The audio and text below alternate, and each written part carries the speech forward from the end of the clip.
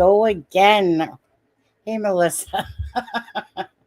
Another unexpected live, and honestly, it's her fault. It's your fault. Hi, Frank. Sending me all this information all of a sudden, and I'm like, really? Like, really? So, I think we want to do a live on this one. Um, Definitely. Yeah. Anyways, so it's all good.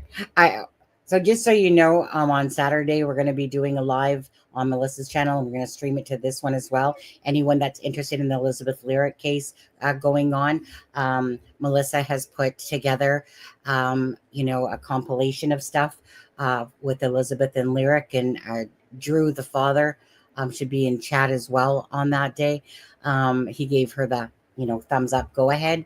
So, it's always good. So that was nice that, Melissa had asked for permission.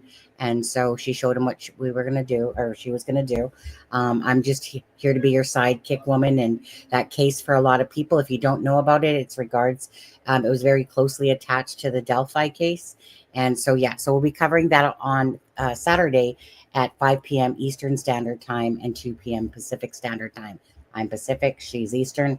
And anyway, so let's quickly do a few hellos. So hi, Marlena Cantu. How are you? Cantu, you know what? There's a diver that was with Adventures with Purpose. Josh. Josh, yeah, Cantu. Any relation, Marlena? uh, Sharon Parker's in the house. Thank you, wonderful Sharon. American Justice, that's Melissa. And Streamlabs. Streamlabs, always make sure that you don't put your dots in the wrong place, or else it says you're posting links. Batgirl, nice to see you. Again, hi, Miss Holly. How are you? And let's see. And Frank Meister's in the house. Frank Meister has covered the Delphi case. He has his YouTube channel called True Crime Talk with Frank Meister. Good to see you, Frank. Carolyn. See, she's broken it down for us. Carolyn. Nice to see you, Carol. Karen Boardman, thank you for becoming a new YouTube member. Appreciate that very much. And don't forget, you can use now those Sebastian hearts as well that are in the emojis, and the other ones as well. But the Sebastian Rogers is the green one that I created, quite a long time ago, actually, when the case started here. So thank you for doing that. Streamlabs thanks you as well. Anyways, it's good to see you guys. Yes, Josh, love him, but no relation. Okay. It's like probably saying, like, do you know Bill? Okay. Now, I do want to say one thing before we start going. So, as you guys know, that the mother had put out that video of Michael Monkey Vaughn. Somehow, like, it accidentally had gotten sent to her or whatever, the person that was sending in for the information. And so I just want to give a shout out to when I heard on the news and they said, clutch them pearls. I was like, so basically that was the friend that had uploaded it. And then they said the friend had uploaded it. And then they said, clutch them pearls. And as you guys know, clutch them pearls covers the Sebastian Rogers case very much extensively as well. So give a shout out to Clutch Them Pearls for making it on the news on there. But anyways, so that was a very disturbing case there. Well, it still is. And basically where in the video that you're watching, like I said, it's basically saying like, like this is where he is, and she's just getting frustrated, the mother, with the case, and was like, yeah, you know what? I've had this. Chop, chop. There you go. Release it. And so Clutch Some Pearls had uploaded it to his channel. And of course, now it's all in the news. Did you see that, Melissa? Okay. So, so it's kind of like making its way now all across the news, because they're basically showing, I can't even think of the guy's name, but, his little orange little teddy there thing that those special people get to wear, where the orange is the new black. But type of thing. Anyways, Justin, he's a sweetheart. Yeah, I haven't watched him extensively. I have watched him, but there's no one in particular I watch extensively anyway, because usually as a creator, besides the fact of working, right, my full time job, um, so besides that, it's really hard when you're trying to do things on your own and look around and do stuff. But if I can catch a live in there or fall asleep to one, I will, you know which I have done many times. And then I have to go back and hit, try to pick up where I left off again. Anyway, so green hearts for Sebastian. So, Melissa, since you're the troublemaker tonight and why we're doing this live, so can you just tell everyone what we're kind of going to go through tonight? And, in a sense, like what you found or came across? As to which part? Well, as to the parts of everything that you sent me. Okay, so I was minding my own little business today, and I was searching for a certain part, um, actually where Katie Proudfoot had said it was just a thud. So I was looking for that. I was on X, and I seen a video, and it something at the end of that video made me go watch Nancy Grace and find the timestamp. So I got that. But while I was doing that, a live popped up on YouTube, and I clicked on it for just a few minutes and was hearing part of what was being read. So then I felt the need to go track down that post and then track down the original post and send it all to Sunny. Yep. And then she's like, we're going live. And And I'm so, like, okay.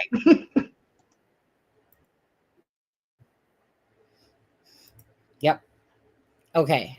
So I think because I don't think that people can really see the it from the Facebook side of things, I think I just screenshotted this part. Now, let me see here. If I go back to this, let's see, is it on here? No, okay. When I open it up on Facebook, it is. It's underneath the name of a Maddie Myers, okay? Um, and so, but let me just go grab the screenshots, perhaps, just because I want, I always like the public to have like the best feel that they can, when they're when they're looking at something, instead of it looking like it's very small. Okay, that's not the one I want. I want the other one first. We'll start off at we'll start off here. So give me a second as I pull that up. Stop screen, just so that you guys can have a better visual yourself, okay? Okay.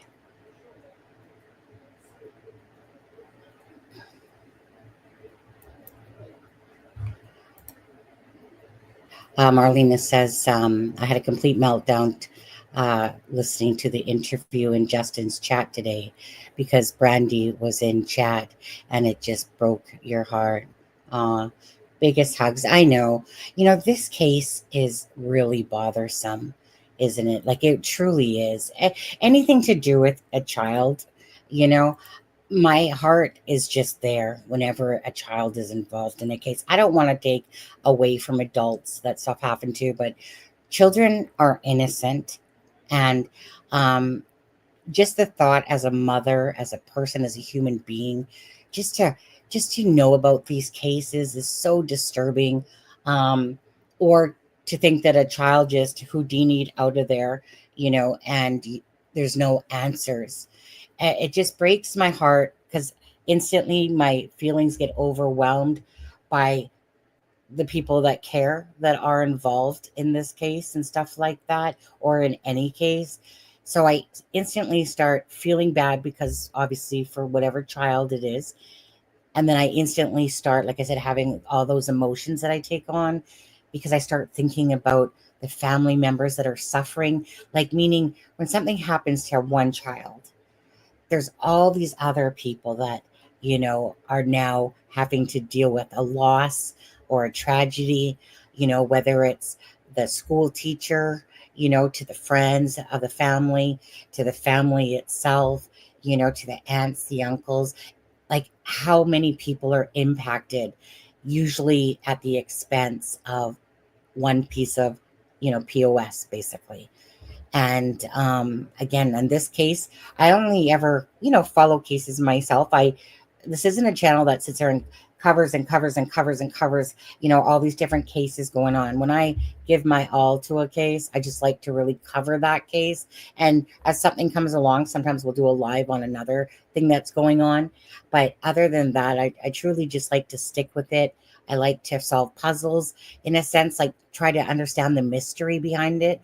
And this one is very mysterious in so many ways. Like, regardless if you think anything about the Proudfoots and, or even other people that think of Seth and stuff like that, but it's the mystery behind it. And you're just trying to find, like, why hasn't LE, with all technology today, have found anything to do with Sebastian Rogers?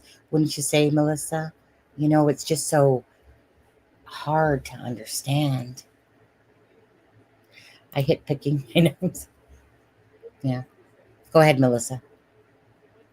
Yeah, I don't understand it. I just my brain Yeah. does not wrap around this well. Mm-mm. Now, exactly. And so if anyone knows, and is that Trevor Lee? So what I want to attach to this post, because some people are going to be like, perhaps like, I don't believe it. It goes along with exactly what Nina told us. Now, when I went to Maddie Meyer's Facebook page, the reason why, so although this hasn't been confirmed with Say Hope, myself, I do know that when I went to Maddie Meyer's page, one of the followers that I saw right away, who was a big, huge person on this case, what right from the start, like with Duchess, was Trevor Lee.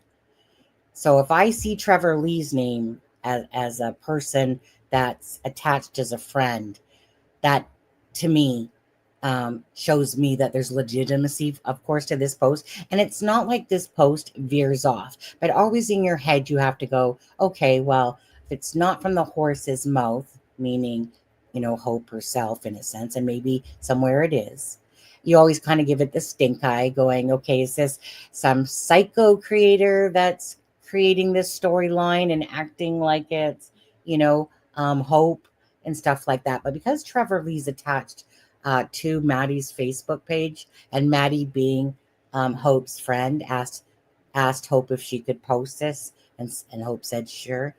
Go ahead. So, in trying to track this down and get the legitimacy of it, because I cannot say it's authentic. However, one of the things that was said in the live, and I've yet to be able to track it down, or you would already have it, is that Hope herself, when this was posted on the Facebook group, it was posted on and from her page, one of the comments was that basically they didn't believe it was hers. They thought it was the mother, whatever. And she herself, allegedly, because I haven't been able to pinpoint it and track it down yet, allegedly got on the Facebook post from her own Facebook in the group and said, this was me, this was my words, nobody else's. I posted this. So whether or not that's true, I don't know, because I personally haven't seen it with my own eyes yet.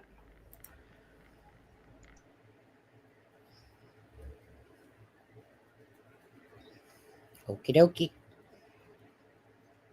Just quickly, Batgirl was asking, okay, so yeah, Sebastian's heart. So basically, when you're a creator, um, as you get more people that are members, you can create emoticons.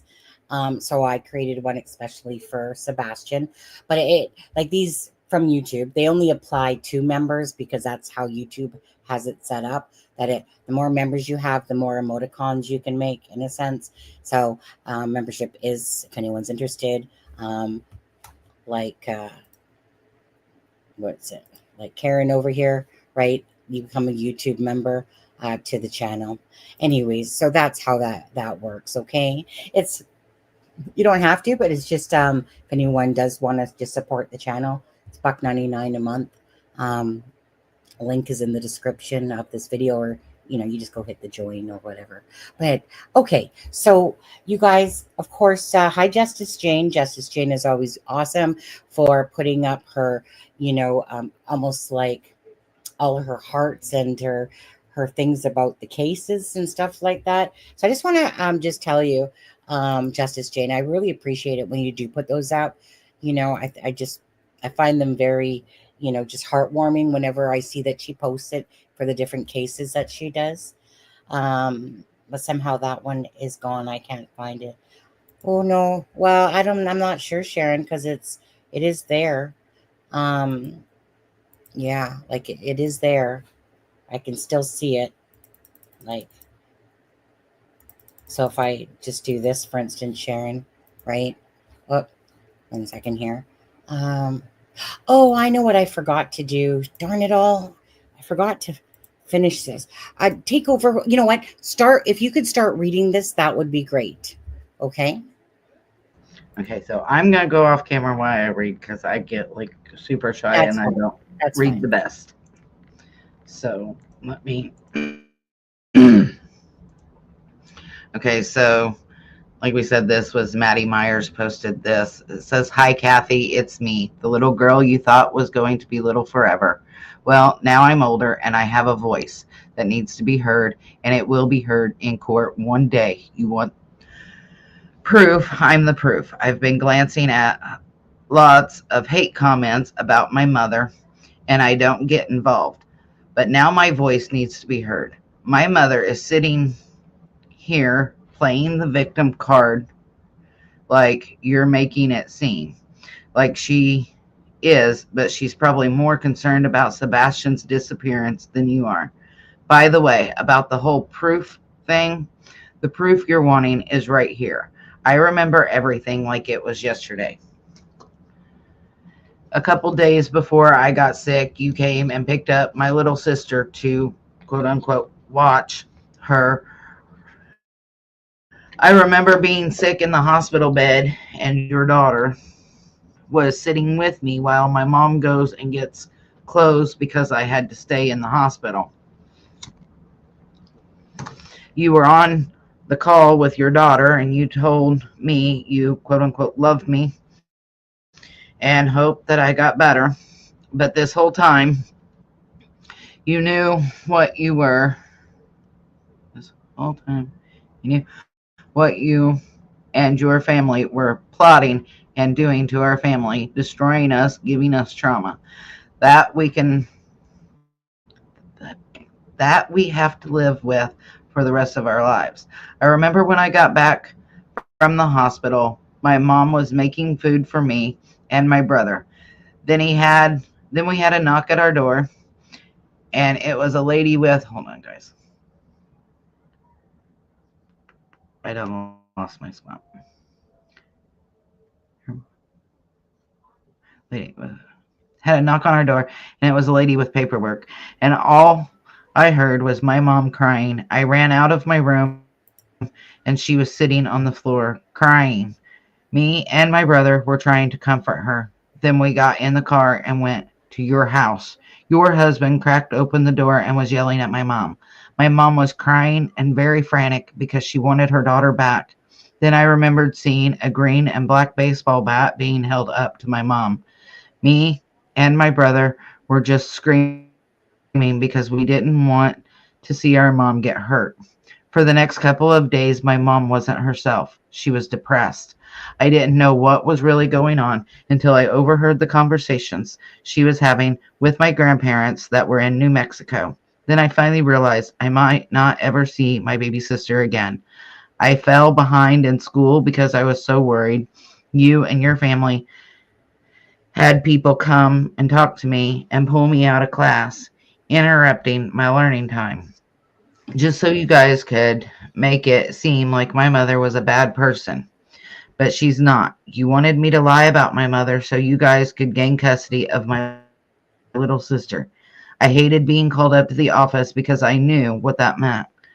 I would have to spend hours in there talking to these Okay. people. 1 second. Let me just pull up the other one, the second part of this again. That's Okay. okay. I had to switch too. Yeah. Okay. Stop screen, present, share screen. 1 second. Okay. This one, Windows, share. Okay. Go ahead.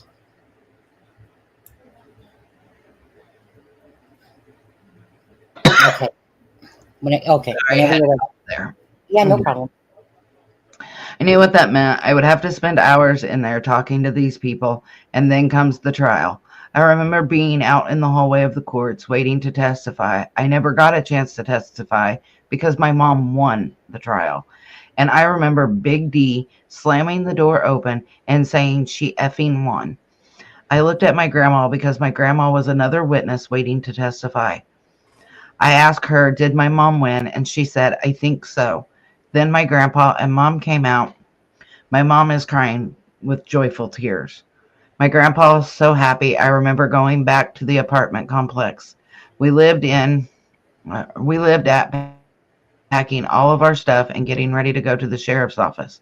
It was nighttime when we arrived, and I seen lots of your family members there. My mom gets out of the truck, wanting my sister, and then you guys kept giving her a hard time. I was scared sitting in the back seat listening to all of the chaos, and then your son Christopher grabbed my mom's purse and dumped it all over the driver's seat Oh wait. to find a key. Just 1 sec. Does that sound like something Christopher would do? Absolutely. Go Yes. on. Yes. Um Trying to find a key. And Sorry. then his sister Melissa was recording, and I won't even ever forget those words she said. Just put the truck in reverse and run over her. I was so scared that my mom was going to get ran over. I remember my mom grabbed me and my little sister and ran to the sheriff's department doors. Then they let us all the way in the back in a room. We sat there for a very long time, and then they let us know it was okay to leave.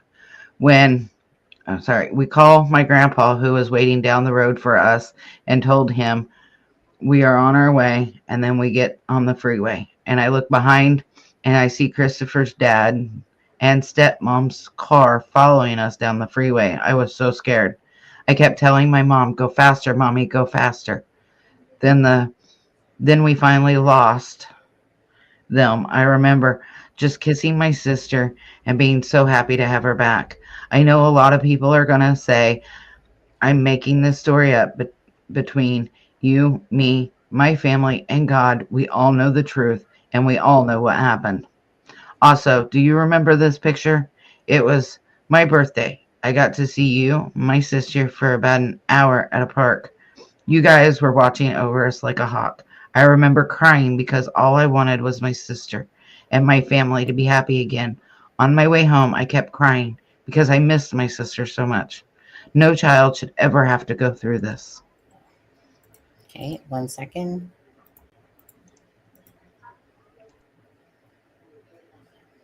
So that's what you just read here.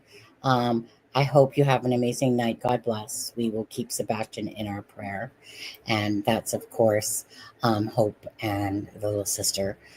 You know, just to come back on camera now on that one. You know, so if you guys ever listened to Nina's interview that she did on Trev Time, okay, Trevor Lee. So you guys could always go back and watch that. And again, being from domestic violence myself, um, and knowing that those people of Christopher Proudfoots exist. And I think for anyone that's been following the case, and if you're a Christopher Proudfoot lover and a Katie Proudfoot lover, that's perfectly fine. You have the right to think whatever you want on there. Actually, that little cute curly Q in my hair is bugging me now. Okay, bye bye. Go away. All I can see is hold on, you guys. We got to get this right. Okay, because it's going to bug me. Okay, there we go. This live was an impromptu, okay? Threw the hair up quickly and away we went. But anyways, so if anyone's been in a domestic violence situation, regardless, most people that say like aren't Proudfoot lovers, and I'm pretty sure can read the writing on the wall when it comes to Christopher Proudfoot's personality, how he talks, how he speaks, how he acts. It's very arrogant, narcissistic, demeaning, aggressive, downright rude. Definitely tells lies, and they're inconsistent in their stories, which has led to a lot of the speculation, all these actions and stuff like that. But when you listen to Nina's interview, being from domestic violence myself, and same with Melissa and whoever else is in chat, you guys understand those type of personalities. And all I'm picturing, so this story exactly mimics what Nina had said, with, probably, well, pretty much the same details, really, of that. But again, like the daughter, Hope, is a lot older now, obviously, than when it was back, well, I shouldn't say a lot older, but, that was basically the gist of this is, that was then, this is now. So now, in cases like this, it's really hard for people not to come out and speak, especially when this is involving, Sebastian and Nina, and of course Hope, right? Remember, we got to keep that little monster away from my daughter, all that stuff, the stuff that has come out of his mouth, you know, um, when it comes to Sebastian, it's just, yeah, I don't think there's no likability factor from Sebastian's side. I don't think Sebastian's going, darn it, I miss that Christopher Proudfoot. You know, I don't think he liked him at all. But I think definitely that Christopher Proudfoot saw Sebastian as just honestly became a pain in the ass. Um, again, according to Reverend Donna Serafina, that talked with Seth and did a reading for him. She'd put out some information there on Sweetie Pie Lowe's channel about how Seth had talked about how the marriage was dissolving, that Katie was basically a drunk and was very aggressive and peeing on the bed, I believe it was, and just a very, what seems like a very violent female in a lot of ways whenever she got drunk, especially probably. And because definitely anyone that knows drinkers knows that there's people like myself that can drink, and I'm happier than I am in my regular life when I add alcohol to myself. I'm like the life of the party type of person. And then there's people that absorb alcohol and stuff like that, and they become a whole different person in a sense. I had an ex-brother-in-law like that. Man, when he got drunk, there was always going to be a fight with somebody, like a real fist fight with somebody. It happened at weddings, at funerals, didn't matter. And because it became a depressant for him, which we know alcohol is a depressant. But anyways, so who knows where Katie lies with her alcohol issues to this date. I don't want to speculate on that. Maybe she is, maybe she's not. Um, I'm, like I said, I'm not a psychiatrist either, but usually when people go to that stuff, and it's because they're depressed. Like there's usually something that's triggering that to do that, right? And usually it's some form of depression that's going on. But anyways, so it's like when you're listening to Nina, my heart just really felt the genuineness of what transpired.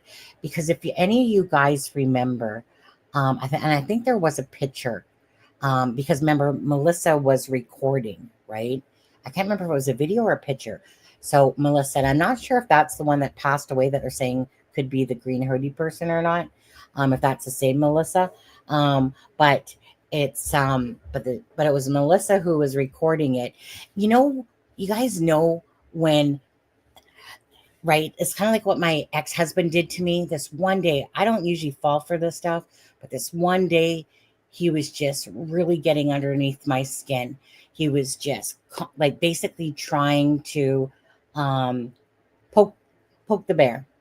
Well, this particular day he did.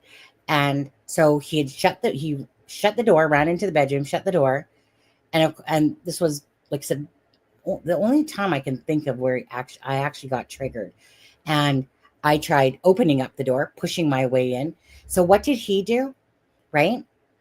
So because we were going through this divorce in a sense, but still living together, and our son was probably at this point about 12 years old. 12, no, more like 13, 13. Um, so what did he do? He let the door go and he stood there with the camera to make it look like I was psychotic, right? So as soon as I seen that, I'm like, are you effing kidding me? You literally planned to try to trigger me just so you could hold the phone up so that because the joke of this was, okay, the joke of this was the fact of me and Matthew, my son, had this amazing bond, my son, pride and joy of my life. And when he got angry or whatever you want to call it, male menopausal shit going on, that midlife crisis shit, I don't know. But anyways, he tried to all of a sudden act like he was the father of the year. And he knew that the only damage he could do to me was if he could get Matthew to turn on me and stuff like that. And so a lot of the times in the morning, right? Like he would wake up in the morning type of thing, and I would say good morning, and he'd say fuck off, get out of my face, and I'd be like, well, good morning to you too, smiley pants. But it's like he purposely, like I said, was doing this stuff all the time, like uh, poking the bear, trying to make Matthew believe that I was an alcoholic. That because I was drinking at Christmas time and past Christmas time, which I barely drink in the first place, but around Christmas time, shooting back some Captain Morgans and Coke and stuff like that was usually a thing that we did, but I was depressed. And yes, did I drink a little bit more past Christmas time? Am I an alcoholic ever? Not even close. I'd actually have to like booze, and I just overly don't. So he would try to point out that I was some sort of alcoholic, trying to project this on there, but he would always keep saying that, that, uh, well, don't worry, I'm going to take you to court and take Matthew away from you. Da-da-da-da-da-da-da. And I'm like, good luck, good fight. So that was him trying to project. So when I see the Melissa recording, right, they're literally trying, even though I think it did the opposite, but it's almost like they're purposely setting Nina up so that they could try to make it look like what they were trying to do, and Katie Proudfoot in there like a dirty shirt, you know, as if she was an incompetent mother, you know. And again, you guys know that Christopher Proudfoot's been trying to fight the dirty fight on this with his daughter, didn't want Sebastian around, and he was only happy that Seth was going to take Sebastian and stuff like that, So if anyone's watched that video of Nina, or if you haven't, the one thing that bugs me the most, Melissa, is when Nina said that, Christopher was going to say something to me, like as if he was going to talk about something. And then she said she cut him off and said she didn't want to hear it. But in hindsight, because of Sebastian missing, she was like, I really wish I would have heard what he was going to say, because it's like he wanted to get something off of, like, like say something to her, talk to her about something that was, deeper, like, you know what I mean? Where you literally got the impression, like, were you about to say something? Now, I think all of us too can understand that Christopher Proudfoot's a womanizer. He doesn't have respect for females at all, to be honest with you. Flirt, you know, someone that's a zero that thinks they're a hero in looks department, manipulator. Um, I mean, JLR had talked to the female in the bar in Memphis there, and Christopher Proudfoot hitting on her, and she had spoken out. So it's just all that digging stuff, especially too by boots on the ground, where people are talking, because people start coming forward. A child's missing, and people start coming forward. Anyways, yes. So anyone that can understand that. So going back to around to my point 20 minutes later, but um, uh, as I'm listening to her and the children, all I can think about is when I was about 4, 5 years old.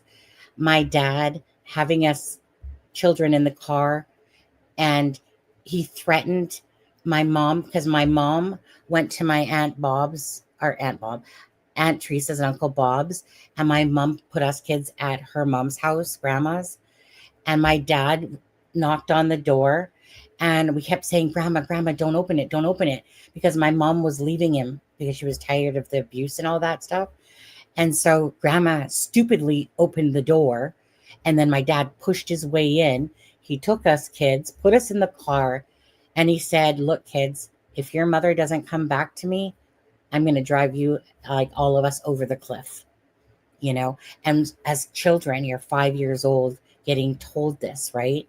You know, and well, the reason why I'm talking about this is because as I'm listening to, Hope, as far as we know, speak in this, situation that Nina had talked about, as she's talking about how the Bowersox are following them, which Nina had stated, you know, just as a child, you are literally frightened because, like my mom, when I was 5 and I would wake up to an ashtray smashing a mirror, I laid in the hallway as a child thinking that I needed to protect my mother because I didn't want anything happening to her, And as a child, that's all you know. You're scared, you're frightened. So I feel so badly, for these children to be the product of anything to do with a Christopher married 5 times Proudfoot, you know? Um, just scum of the earth is my personal opinion. Just saying. Absolutely. So I know I spoke a long time there. But go ahead. Anything that you want to add to this part of it or say? So I just want to point out something. In this picture, she is, I'm going to say 10-ish. I'm not sure that she posted how old she was in this picture. But I remember when I was 4 years old, I was adopted at 5. I wasn't quite 5 when I was adopted. I was taken away from my biological parents when I was 3. And I tell you that to tell you this. My first memory is of my biological father beating my mother. Okay. And I was 3 when I was taken away. I don't know how old I was, but I remember being terrified. So for those to say that the girl in this picture that Hope couldn't remember it because she was too young has obviously never been through a domestic violence situation as a child, because you do remember it's like gets burnt into your brain, and you can push it down and ignore it, and years later something can happen that brings that memory up all over again. Yes. So I don't want anybody saying she couldn't remember it, because yes, she could have. And that's too much detail to not, for me, that is too much detail to not be the truth. She remembers the color of the bat. She would have just said there was a bat. She remembered the color. Good So that point. tells me, in my opinion, she knew, she remembers this is her. Just like I do too. I remember all the bad things my dad did. I remember very little good things. We owned 2 toy stores in Vancouver here, in Blood Alley and Gastown. And I remember that. And I remember him always bringing us toys. But if someone were to ask me, like when I instantly think of a memory, it's probably, it just coincides with the fright I felt as he said he was going to drive us over the cliff, that moment, because your heart as a child is just pounding because you don't know if it's true or not. As you get older, you know that these people exist, these parents exist, but back then it was just like, it's just, like I said, a lot for a child to handle. But yeah, and so like I said, I can remember every situation where my dad did something to my mom. No, I shouldn't say every situation, but those are the things that stand out in my head, because usually when something like that, bad happens to you, those are memories that really usually stick more than always the good memories first, you know? So when you're traumatized, unless you've blocked it out, those memories stick, And so, yeah. So like that was a good point though about saying black bat, you know. Um, anyways, and absolutely, and Batgirl, um, she says, I was in a domestic violent relationship for 5 years. His parents backed everything he did to me. They knew everything and would make excuses to blame it on me. Yeah, my first relationship that I was in for since I was 15 to 26, same stuff. It's like, and then when I literally left him after 11 years because I felt like I deserved so much more of my life, than to sit here in an abusive relationship for no, like, for getting hit for no reason, for getting hit because he didn't like the shirt I was wearing, even though I was never a flaunter and stuff like that. But then they act shocked, like, but I do have to say that I only one time, well, a couple times, but one time that I personally said it when uh, we were going down the road and he said something to me and I had a Slurpee in my hand and it went flying. Like I threw it at him and it went flying and it freaking right all over him. And then he started like down a busy road. He's literally chasing me. Then he kind of gave up because you know how it is. If a guy is chasing a female to do something, obviously, people are looking like what's going on. I ran to a payphone.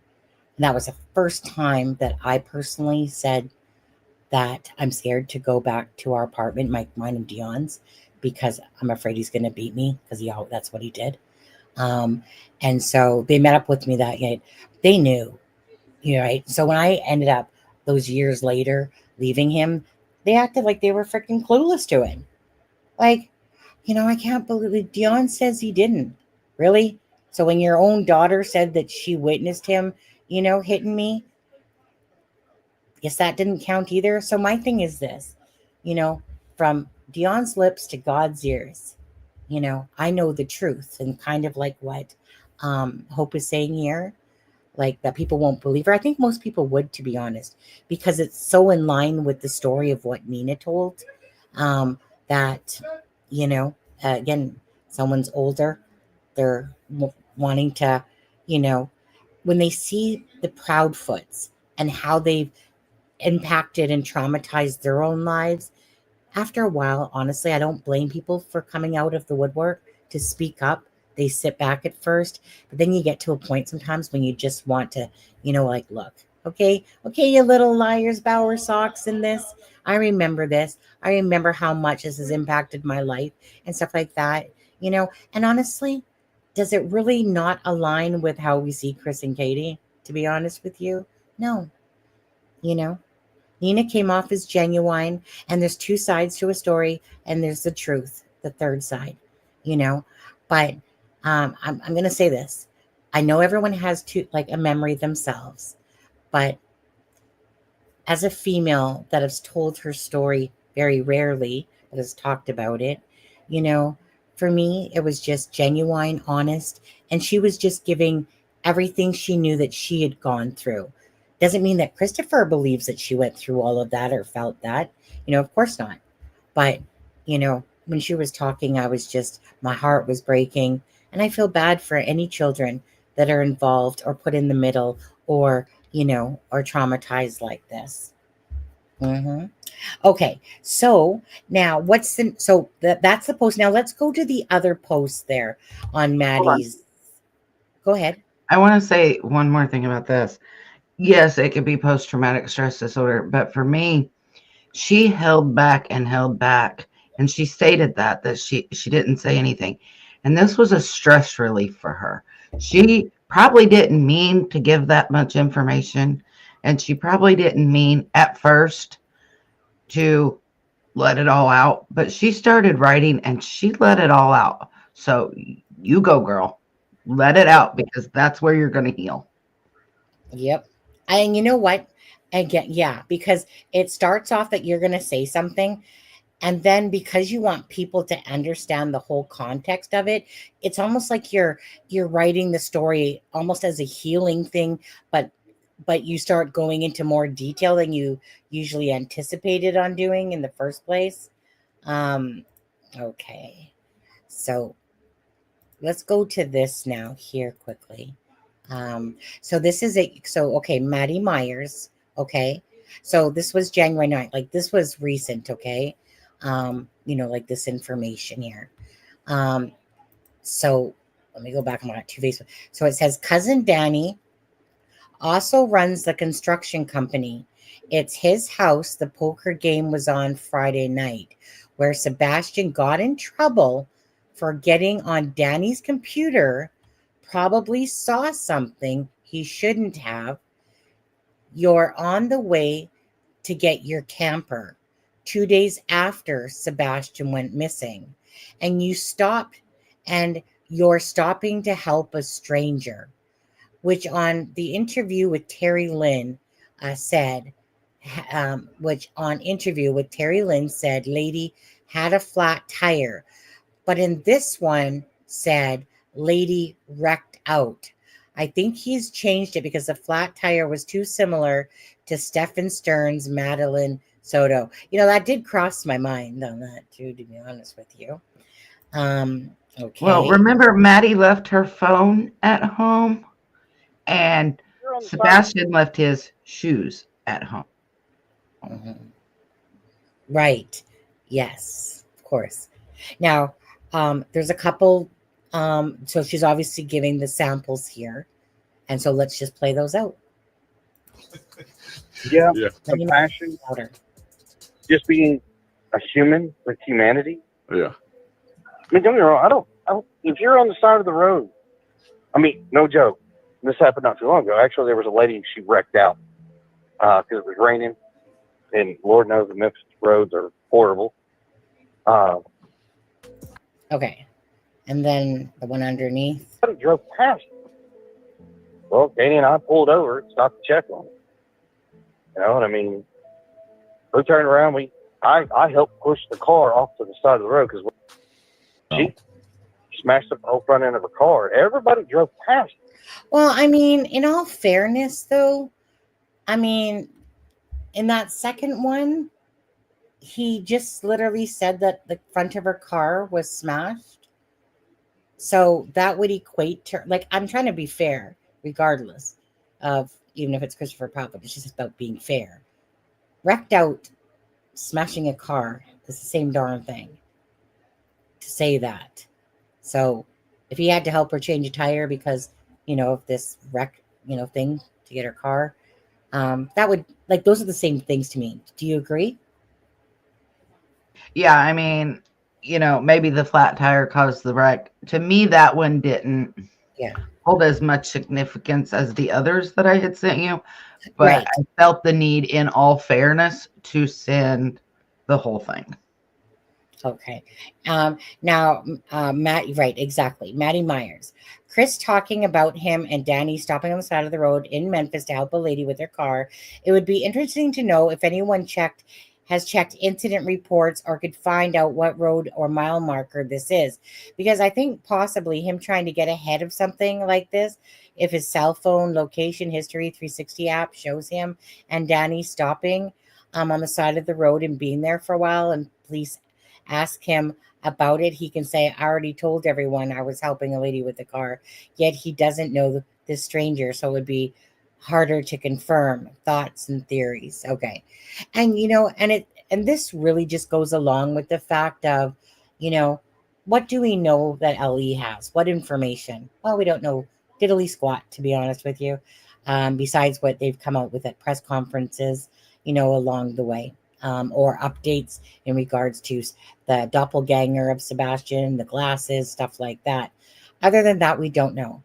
We would like to assume that, but kind of like what I was saying, like was Katie's phone checked, to see if there was movement outside of the house past the allotted time that she said she went to bed, right? I mean, kind of like what Melissa was talking about yesterday when we were talking about the shoes.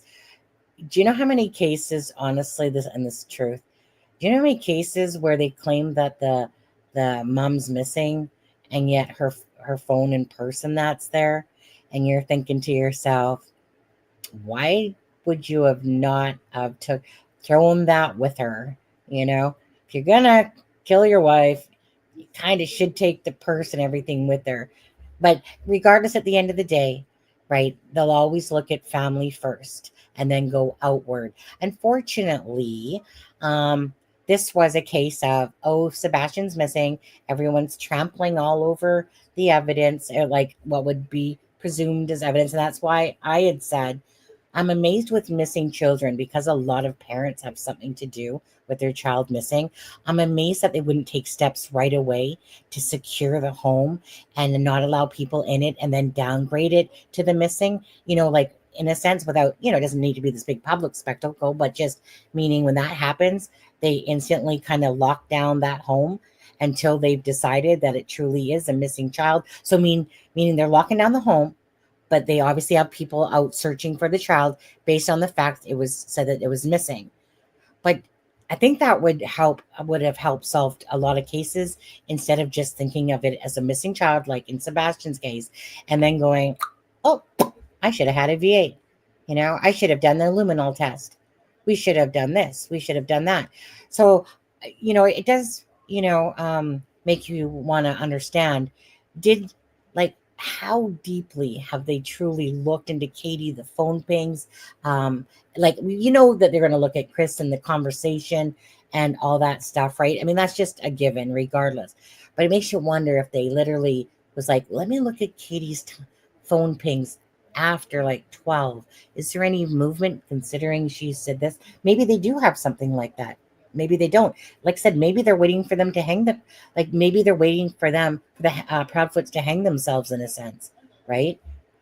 And because obviously, if they don't know where Sebastian is, don't have a body, don't know where Sebastian is, sometimes they have to just, bite the bullet up until something comes in that gives them a lead, gives them a direction of what happened to Sebastian Rogers. I will say on one of the Facebook groups, on one of Sebastian's Facebook groups, I don't remember which one, it was said earlier that that law enforcement is using geofencing. How true that is, I don't know. Mm-hmm. But it would be something that I would assume right that they would do, but Delphi taught me not to assume. So well, definitely geofencing, right? Like, sorry, playing with my hair again, but definitely geofencing, just like Delphi case. You want to know at this time, and it's not like this is like the Delphi case, in a sense, but the geofencing part, right? You want to know who was in the area.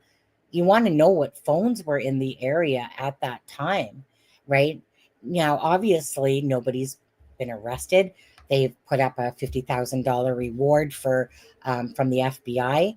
Obviously, they're saying now this isn't a runaway. This is like a kidnapping. The Amber Alert to Sebastian Rogers, and basically, if anyone has any information what the person or persons responsible, But this case blows me away for this. It blows me away for this information. Now I'm going to play this one next first, okay? So this is on, I think it's the WSMV. Yes, the WSMV, if I recall, interview.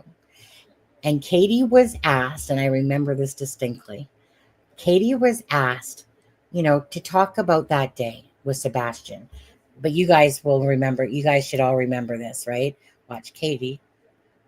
I don't think that there's any sound to this one. It's like, how are you coping with the disappearance of no sound to this one. Right. It's just more of a visual.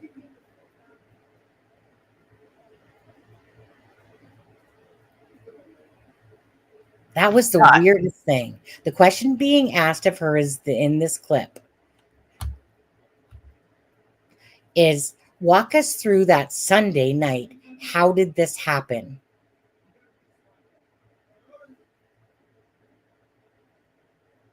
I just want to say something real quick on this. One of the things that I had done, and I actually made the timestamp of it earlier, but she starts talking about that morning that she supposedly woke up and couldn't find Sebastian. And she points at Chris when she said, I thought he was up, and pointed at Chris. In the Hands interview, she says that I'd have to go back and look at the timestamps, but basically this was a dream she never thought would come, and then she stopped and changed what she was getting ready to say. Yeah, you're gonna have to send me those clips so I can play those. Doesn't have to be this minute, but Okay, let me see if I can grab them real quick, because I should have them. If not, I'll have to send them to you later. because it's just these cues, right? So with this one here, obviously, I'll just play it out again. That weird smile. Like, so we all know that Katie Proudfoot, it's like pulling teeth to get information about that day with Sebastian, right? It was the oddity of it is that you're wanting to find your son, but you're barely giving up anything that you did that day. It's like pulling teeth out of you, which you'd think that she would just ramble off about the day, but no. It starts off basically about saying that, they got up, had breakfast, and then, we come back home, and then, Sebastian come out of his thing, said, night puppies, this, that, and then went to go wake him up and he's not there. That's how most of her interviews were at the start. And Chronicles of Olivia was the very first one when she actually, that was that one. That's that one where you guys remember that one? That's the one where she, right. The comparisons. I mean, they had that one kind of spot on. Just saying. I know. It is like, look at that, right? It's such a weird look to be asked about the day that your son is missing, and it's almost then this big smile comes across like, you know what, you probably know our truth better, so why don't you go ahead and just tell it, Chris, or in the Chronicles of Olivia with the cough, and then she starts stumbling over the word. It just doesn't mean it's true. It's just things that you're kind of looking at, because that was the most weirdest point that somebody would smile when they're being asked about walk us through the day of the Sunday when Sebastian disappeared. And this is 8 days that he's been gone. 8. Yeah. But this smile, like this weird smile, like people can't understand how you're like, especially for the fact at this point, people have listened to the Duchess interview. They've already kind of made some decisions on Christopher Proudfoot. And then she's asked about it. She was with him, and she smiles and basically is like, you know what, Christopher, I think you were there, weren't you, Christopher? Why don't you say it? You can probably say it better. You probably have our version of the, everything that was pre-planned down pat. Just hypothetically speaking, of course. I'm just throwing some shade on them a bit on that one, but you know what I mean? It's it's just oddities of that stuff. Okay. Okay, so I just went and looked, Sonny. I only have the timestamps. I don't have the video record. I guess I didn't record it and save it. Oops. So I have the timestamps for everything I'm talking about. I just don't have the video. So if you want, I can send it to you later, or I can give you timestamps and just give me the timestamps and tell me what video it was. Okay. Say it was the hands video, or so say it was hands video is the first one. Okay. And it's at timestamp 34, right at the beginning. Well, we'll come back to that. Do you want me to pull up the Nancy Grace now? I would, yeah. Okay, we'll do that.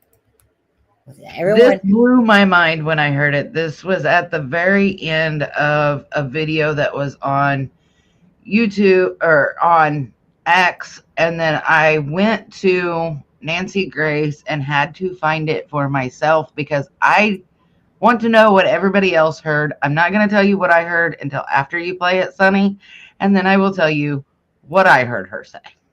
Okay, absolutely. Oh, yeah. I think, okay, and you guys in chat, you know how this is. Everyone can hear things differently. I'm going to play this on, pretty loud, this Nancy Grace one. And when Katie mumbles something, I want you guys in chat to say what you think you heard Katie say. And me and Melissa will each have our own things as well. Okay, so ready? I got it pretty high here. 320% on the booster. So let me just play it out. Okay. um, and then kids don't really accept that too much, so it kind of causes an issue. But he'll not stop and he continues on, so then it causes an issue, and instead of being honest about it, he'll lie, like, no, I didn't. Okay, Sebastian. Or lying about doing Was what? that the first time? Was that the first time you had ever hit him with a belt? Yes, ma'am. We'll come back to He'll like blending in with so students, listen to Katie. so it's a little. He's trying to figure out how to do it, but respecting people's space, he gets a little too close. And then kids don't really accept that too much, so it kind of causes an issue. But he'll not stop and he continues on, so then it causes an issue, and instead of being honest about it, he'll lie, like, no, I didn't. Okay, Sebastian. Or lying about doing Was what? that the first time? Was that the first time you had ever hit him with a belt? Yes, ma'am. The one and only time, actually. Yes, ma'am. Liar. Yes, ma'am. Liar. Yes, ma'am. When was Liar. this? Oh, yeah. Because you guys don't forget on Smiley's World, remember, he couldn't remember the reason for why he did it. You know, remember, anyways, we'll kind of watch that piece all again. But what do you think was said there? Good one, Ginger Girl. What do you think it was? Melissa, you're muted. I thought she made a Floridian slip because I heard we're lying about too much. Okay. We'll go back and listen to it again, because you can definitely hear the or lying about. Yeah. I'd have to blare that one on my thing and try to see what it says for sure. Or lying about too much. Okay, well, let's quickly play that again. An issue. But he'll not stop and he continues on, so then it causes an issue, and instead of being honest about it, he'll lie, like, no, I didn't. Okay, Sebastian. Or lying about doing Was what? that the first time? Was that the first time you had ever hit him with a belt? Ooh, Yes, ma'am. that's a hard one. The one and only time, Gotta do that actually. one more time Do it. again. But respecting people's space, he gets a little too close. And then kids don't really accept that too much, so it kind of causes an issue.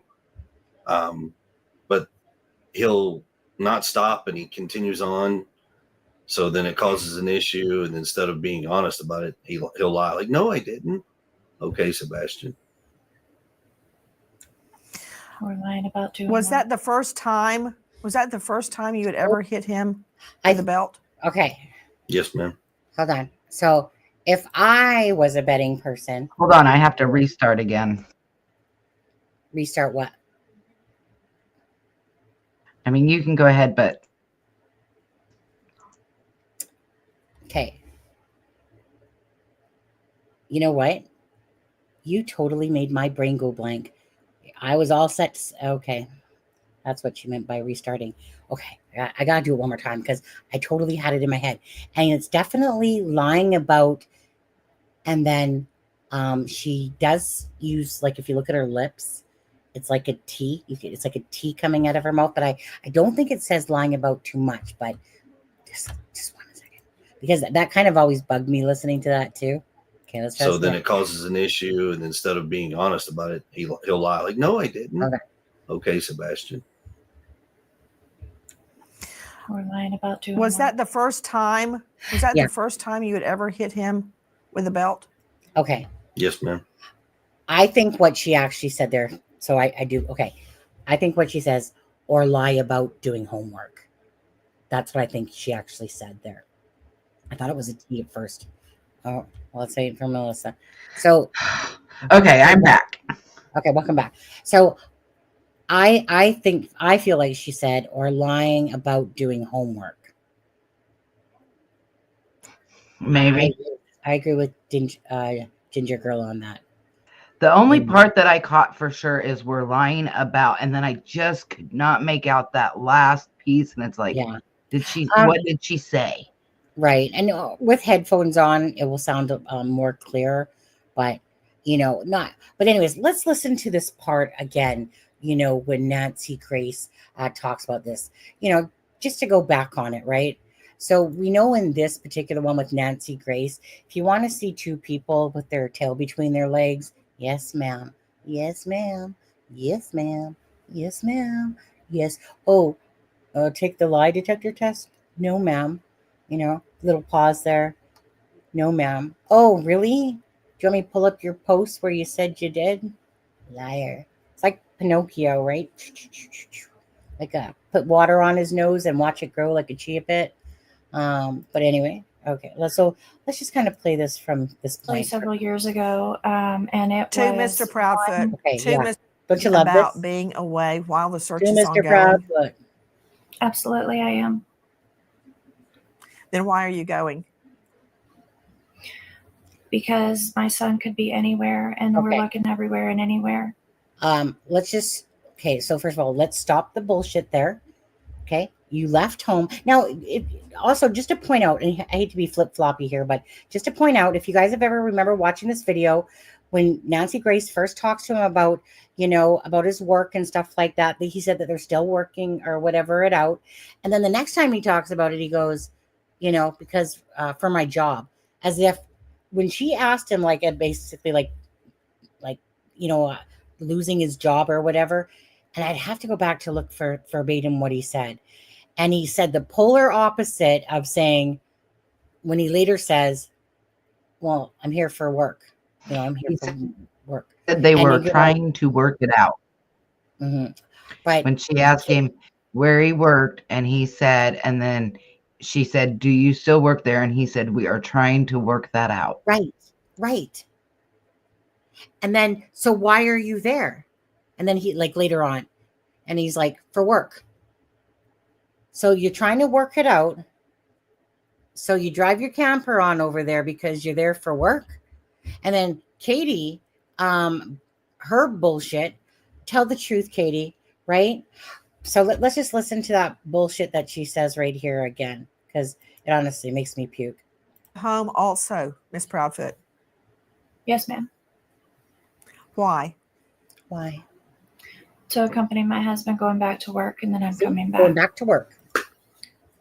To accompany my husband going back to work. Oh, but I thought you said you were trying to work it out, right? But you hadn't worked it out yet. So to accompany my husband going back to work, and then she says, yeah, just like, Okay, when will you be back? Do you know yet? No, not yet. Are like you concerned about being away while the search is ongoing? Absolutely, I am. Then why are you going? Because my son could be anywhere, and we're looking everywhere and anywhere. Yeah, right. I think, honestly, come on now. We're looking everywhere and anywhere. The truth of the matter is, at least in my personal opinion, and Melissa, I'll ask you in a second as well, is that I get the fact. I think that truly the answer here is that people were driving around the neighborhood, uh, stopping at their home and stuff like that. And, obviously if we don't have some cameras going, but anyways, I feel like that Katie, regardless of what happened to Sebastian, was scared. And she didn't want to be in the home by herself because of all the YouTubers and stuff like that, and all the people, and that she didn't feel comfortable. And not this whole, like, because, he could just be everywhere and anywhere. So, maybe we should go to Hawaii and check that out as well, because you can just be everywhere and anywhere. No, you left home because you were obviously, again, not like this ever happens with Katie and Christopher, that you were thinking about yourselves, perhaps, instead of Sebastian. So you were too worried about your own selves over Sebastian's, that you decided that you were going to go with Christopher so that you could be, in his loving arms, even though your marriage was dissolving. But that's the true reason to me. What do you think? I kind of agree. Kind I of. don't think you would leave your home if you thought your son had a possibility of coming back. So I think she did not know he was coming back. And I think that there were too many people drawing questions to it and in her neighborhood, and she fled with him. I mean, you only do that, though, in my opinion, if you know your son's not coming back. Otherwise, you lock yourself in your house, you reactivate your cameras, and you stay there. Hmm. Like, in all fairness, and this wasn't, that long. Like, it wasn't a few days, right? Or was there a few weeks? I don't know the exact date anymore. I'd have to go back and look. But um, if your son's missing from home, are you going to put yourself first and leave because you're afraid of your own self? Um, because I get it when somebody, like, maybe nothing's going to happen, but the anxiety of thinking that something could happen, is like, yeah, I'm not staying here by myself, you know. But why wouldn't you just say that? But instead she says, because you know what? The good answer is because Sebastian just could be anywhere, so why not? That's like Christopher Proudfoot saying, well, everyone needs to hear about Sebastian missing, so let's go on a 5K channel subs and just put that out to the world, on a 5K channel sub type of idea, because everyone needs to hear it. A normal person would go to the news. They would go to the news before they sat on a live talking about, they would go onto a YouTube channel after the fact, to talk about it if somebody asked them. But the first thing a parent is gonna want to do, you want to tell the national news. You want them to hear the story. But no, let's go sit on a channel with 5K members and say that same bullshit answer and say, well, because everyone needs to hear about it. It doesn't matter where it comes from. Shut the front door. Is that why the Bowersox went to Alaska? Because everybody needed to hear about it? I think so. I feel like they were so traumatized by this whole situation that they really needed a vacay right after Sebastian went missing, because I think you guys can all tell, and even by what, say, Maddie Myers posted from, say, Hope posting that, still not confirmed that she did, but does make sense, especially with Trevor Lee as one of the friends, and I'm probably sure there was more, perhaps. But anyways, and honestly, can you imagine being a grandparent? So this almost feels like one of those things, like the Bowersox gave as much shit as Christopher caring about Sebastian disappearing. That's what that equates to.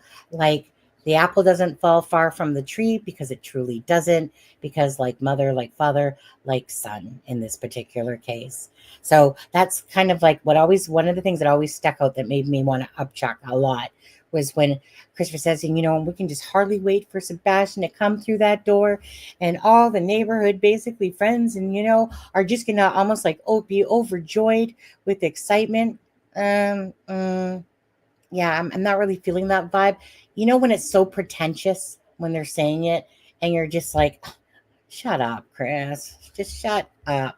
You have done more harm to this case. If you had nothing to do with it, you're the most guilty, innocent people in a case, in a sense. Yeah. And you And see let's people. not forget, Sonny, sorry. Go ahead. Let's not forget, this is the same interview where he said that he left in early February, and they agreed that he had not been home until February 26th, which was after Sebastian was missing. But in Smiley World, Katie said that he seen Sebastian when he came home, but at 20 minutes and 25 seconds, he says that he left in early February and didn't come home until after Sebastian was missing. Mm-hmm. So let me play a little bit more of this. And we can play that one again. It's a short clip that I had created of the two different versions there. But let's play a little bit more of this. Like, this interview was so laughable. Just how like an obedient dog. I've got a question for you. Yes, I want to find out about Mr. Proudfoot hitting Sebastian with a belt. What happened? That was actually several years ago, and it To was Mr. Proudfoot. one- To Mr. Proudfoot. To Mr. Proudfoot. Yes, Mr. ma'am. Proudfoot, what happened? Oh, I'm sorry. I misunderstood. I thought you were asking Katie. Sebastian got in trouble. He got caught lying. And I had asked him, I said, hey, you got to have a punishment for this. He says, yes, sir. And I said, okay. So I gave him a swat with a belt on his buttocks on the outside of his clothes, one swat. What did he lie about? Honestly, I don't remember at the time, but it was probably something dealing with school because that's majority where his issues lie. Hold the fort. Okay. So if anyone wants to go back to Smiley's world, a few days before this interview, he tells you exactly why he gave Sebastian the SWAT. And if I'm not mistaken, I believe it was because something about he was lying about him wearing a belt or something like that. And or talking to the teacher. And so, well, that's basically the day where, he's talking to the teacher. And then I think that evening or something like that the lady comes over and he's like, oh yeah, I remember that lady. She was here last time, type of thing. But anyways, so he clearly remembered 3 or 4 days when Smiley's World did the interview with him. And here, what does he say? Like word salad, like bullshit. Did I go back too far perhaps? But I love how she says, to Mr. Proudfoot, to Mr. Proudfoot, to Mr. Proudfoot. I like Nancy for that aggressiveness. What did he lie about? Honestly, I don't remember at the time, but it was probably something dealing with school because that's majority where his issues lie. Don't remember from 3 Did days he have ago. other issues at school? Some behavioral stuff, but nothing too crazy. What kind of behavioral stuff? He has a hard time. He's like awkwardly socially like blending in with students, so it's a little. He's trying to figure out how to do it, but respecting people's space. He gets a little too close, and then kids don't really accept that too much, so it kind of causes an issue.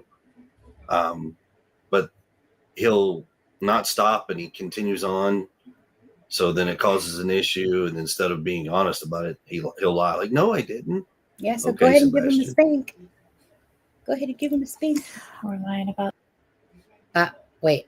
Was that the first time? Was that the first time? Hold on. He'll lie. Like, no, I didn't. Okay, Sebastian. We're lying about doing. Was that the first time? Was that the first time you had ever hit him with a belt?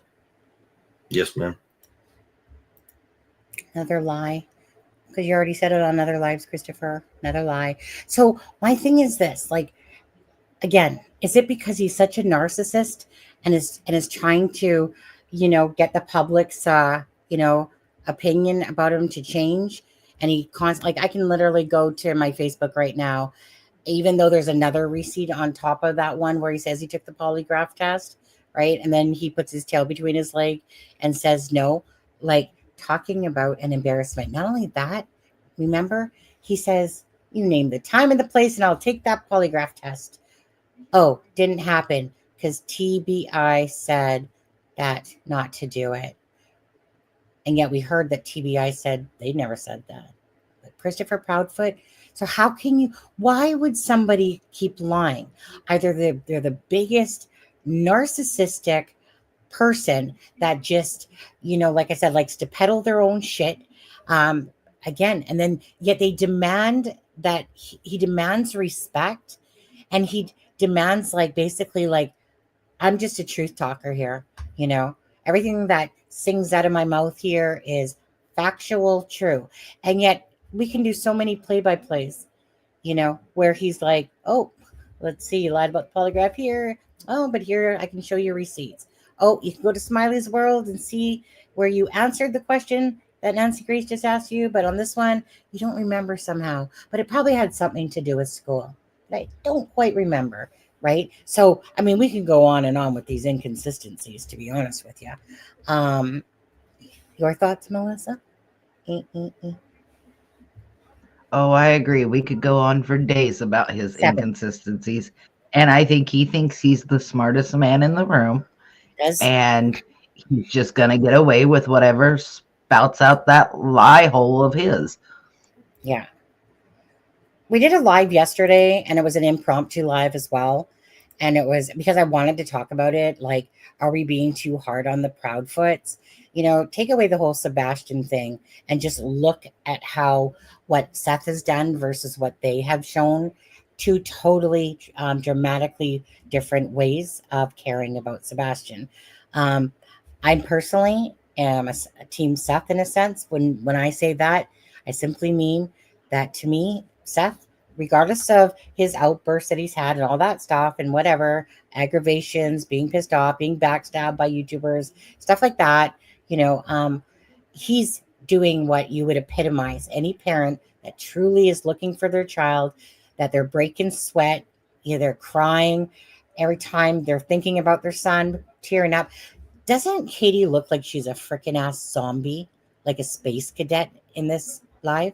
Like, she claims that she's looking at a picture of Sebastian, but doesn't it's like lights on but nobody's home up here type of look, like zombie mode? Like I don't even take it as this person that's really sad and depressed, because I'd have to believe in their actions.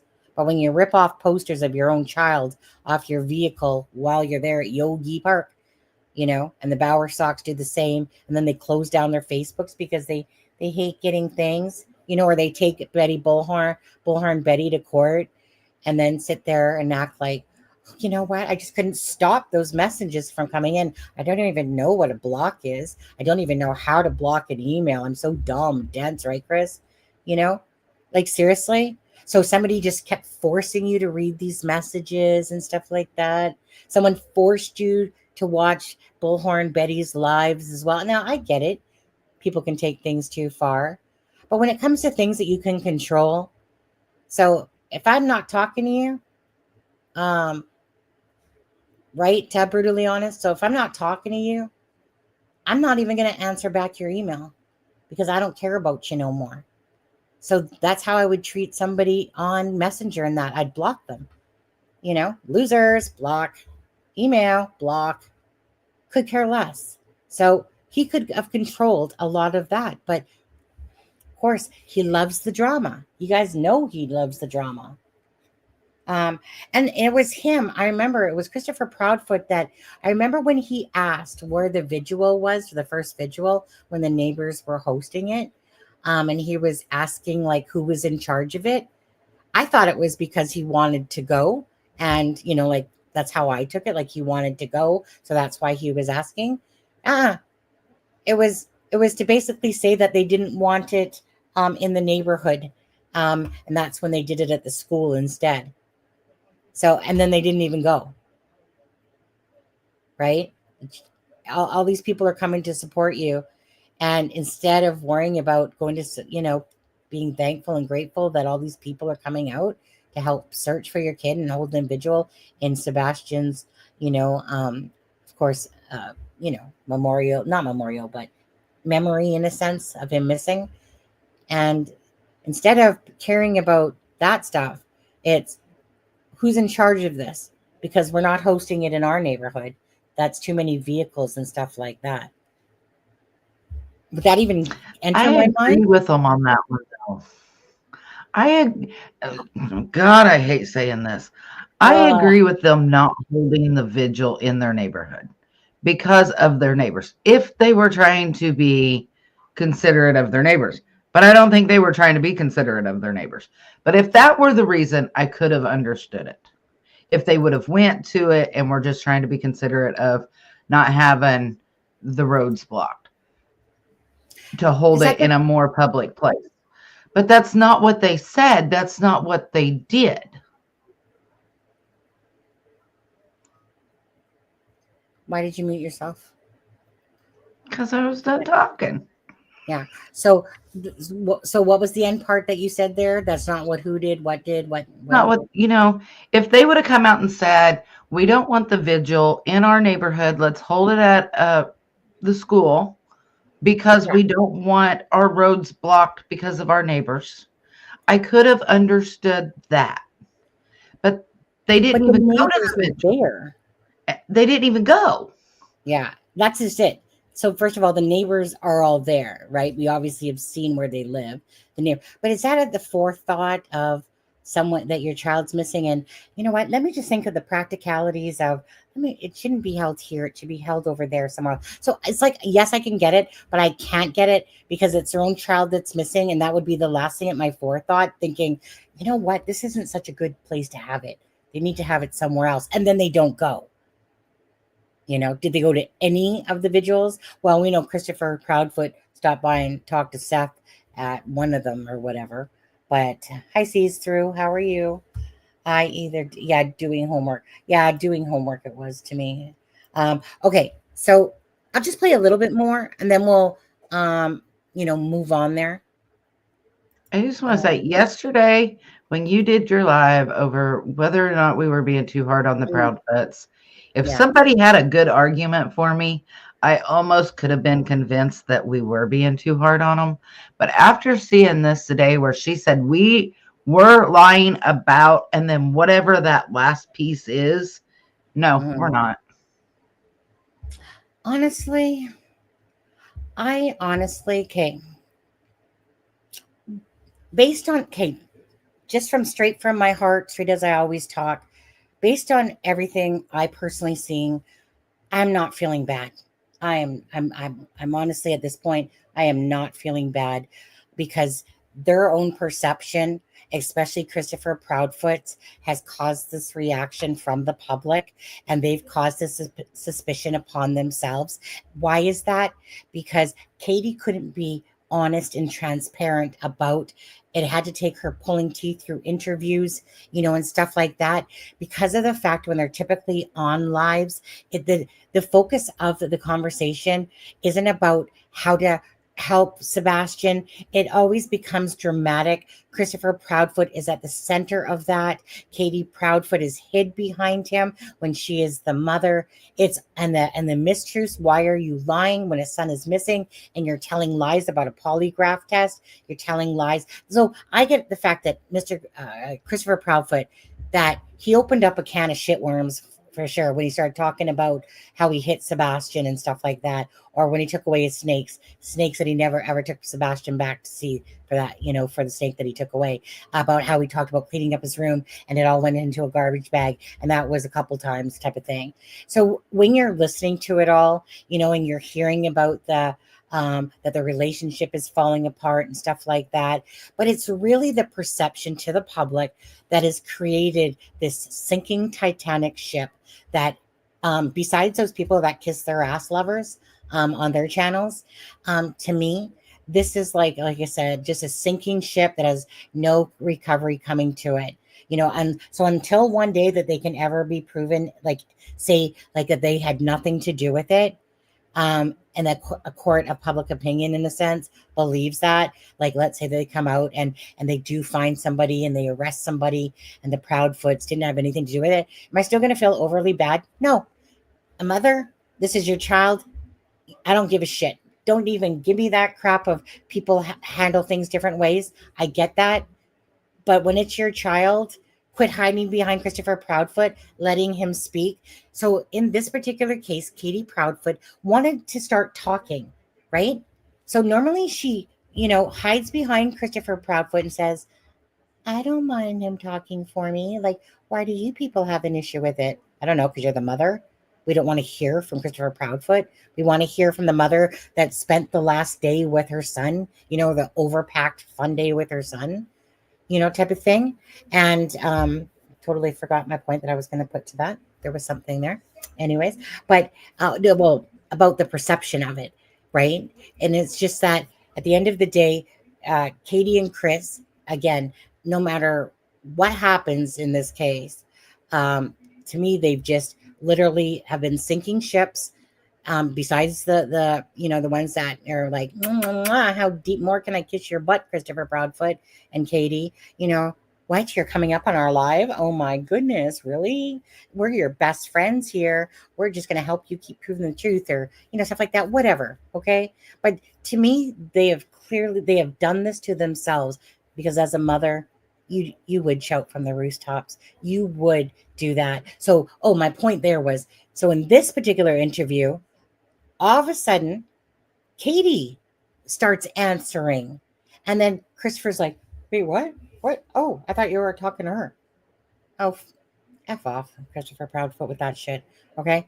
So all of a sudden, Katie out of nowhere is like, well, let me just speak up and tell you about the incident. So it's clearly Christopher Proudfoot that is talking about Sebastian, about hitting him. And then Katie goes to answer.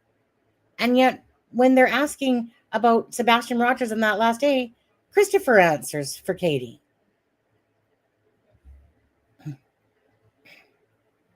Just saying. Make it make sense, because I can't. Right. Make it math up. Watch Justin tonight. He had emails from Ali that said Ali doesn't tell anyone not to talk. Right. So when Edgar says I can't talk about it, he's lying. At the end of the day, when his mouth opens up, you don't know what's truth and factual and what's lies.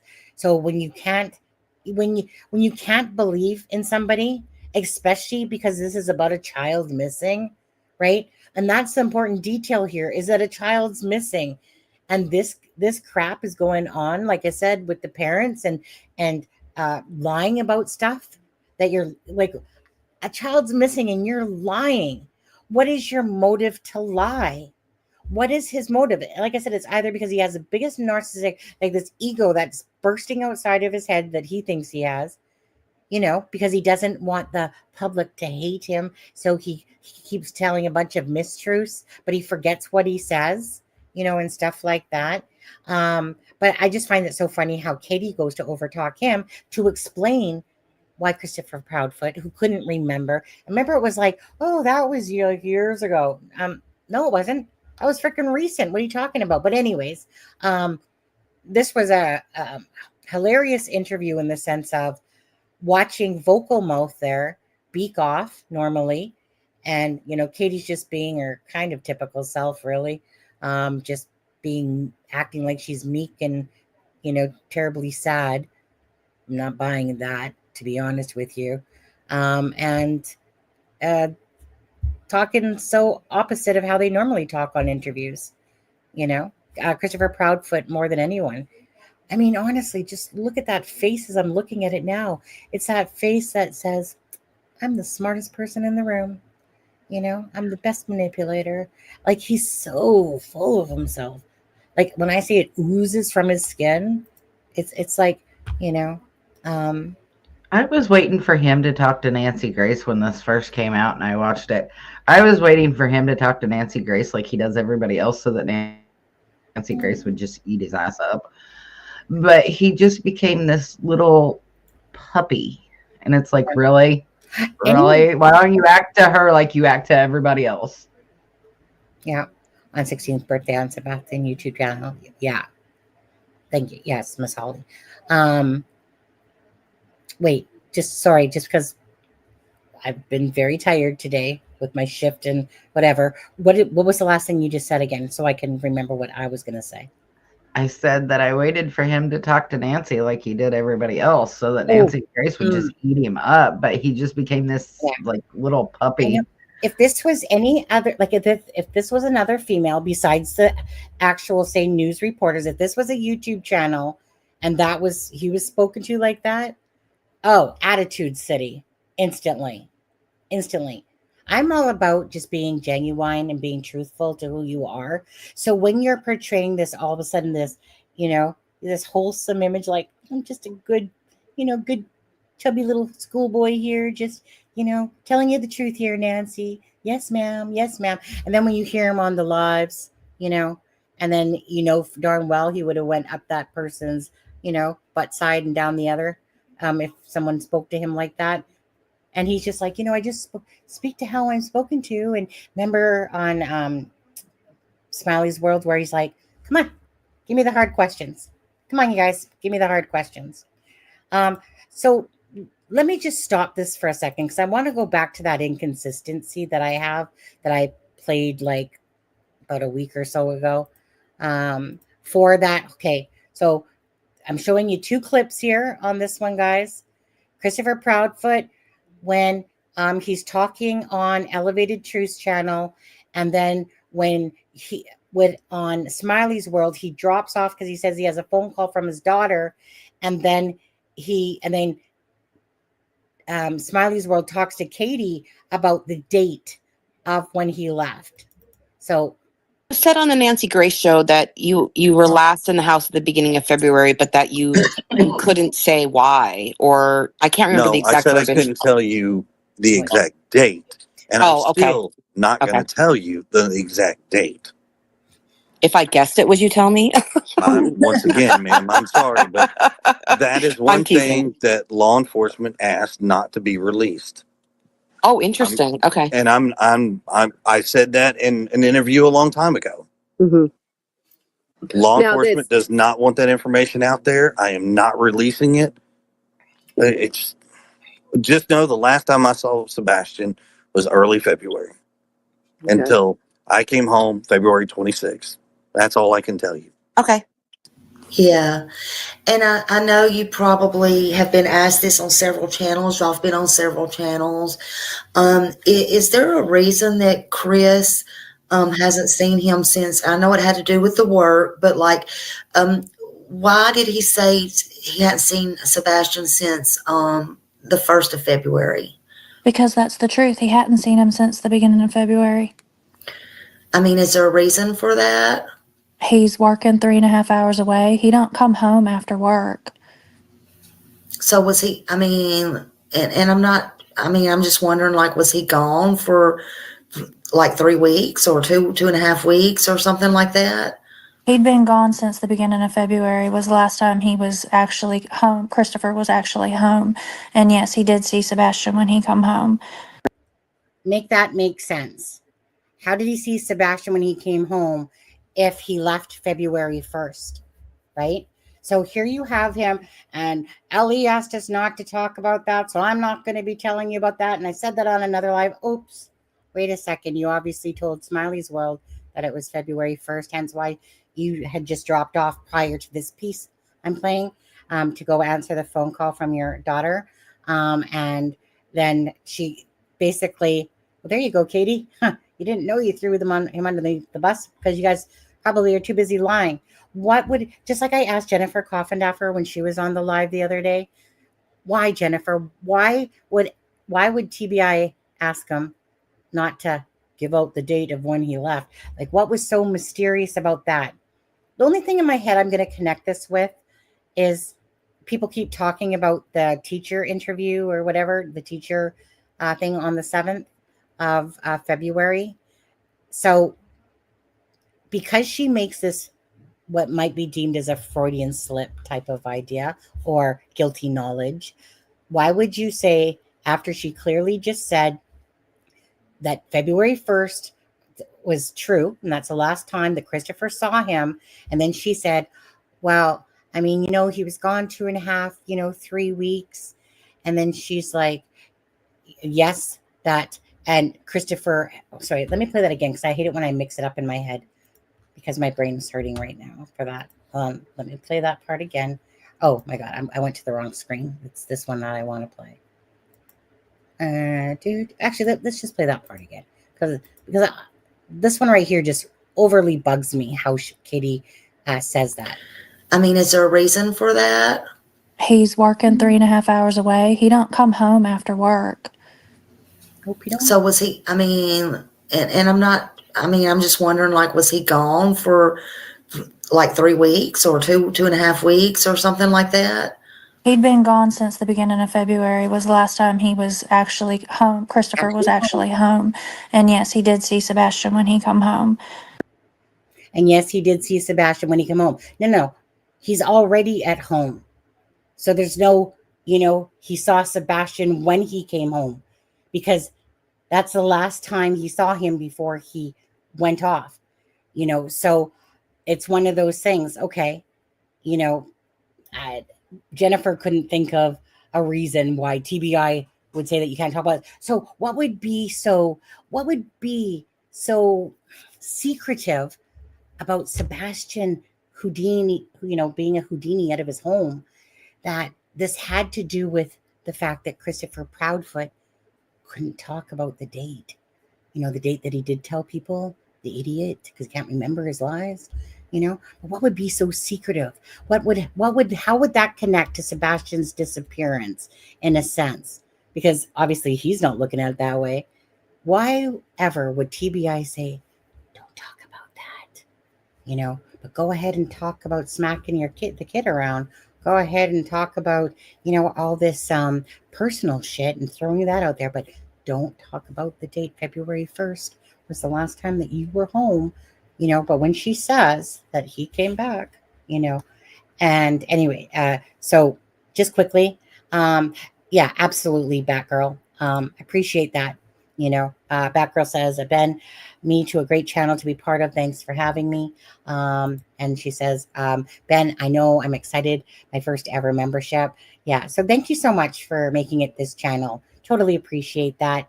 For anyone that does become a member, again, feel free to use Sebastian's hearts.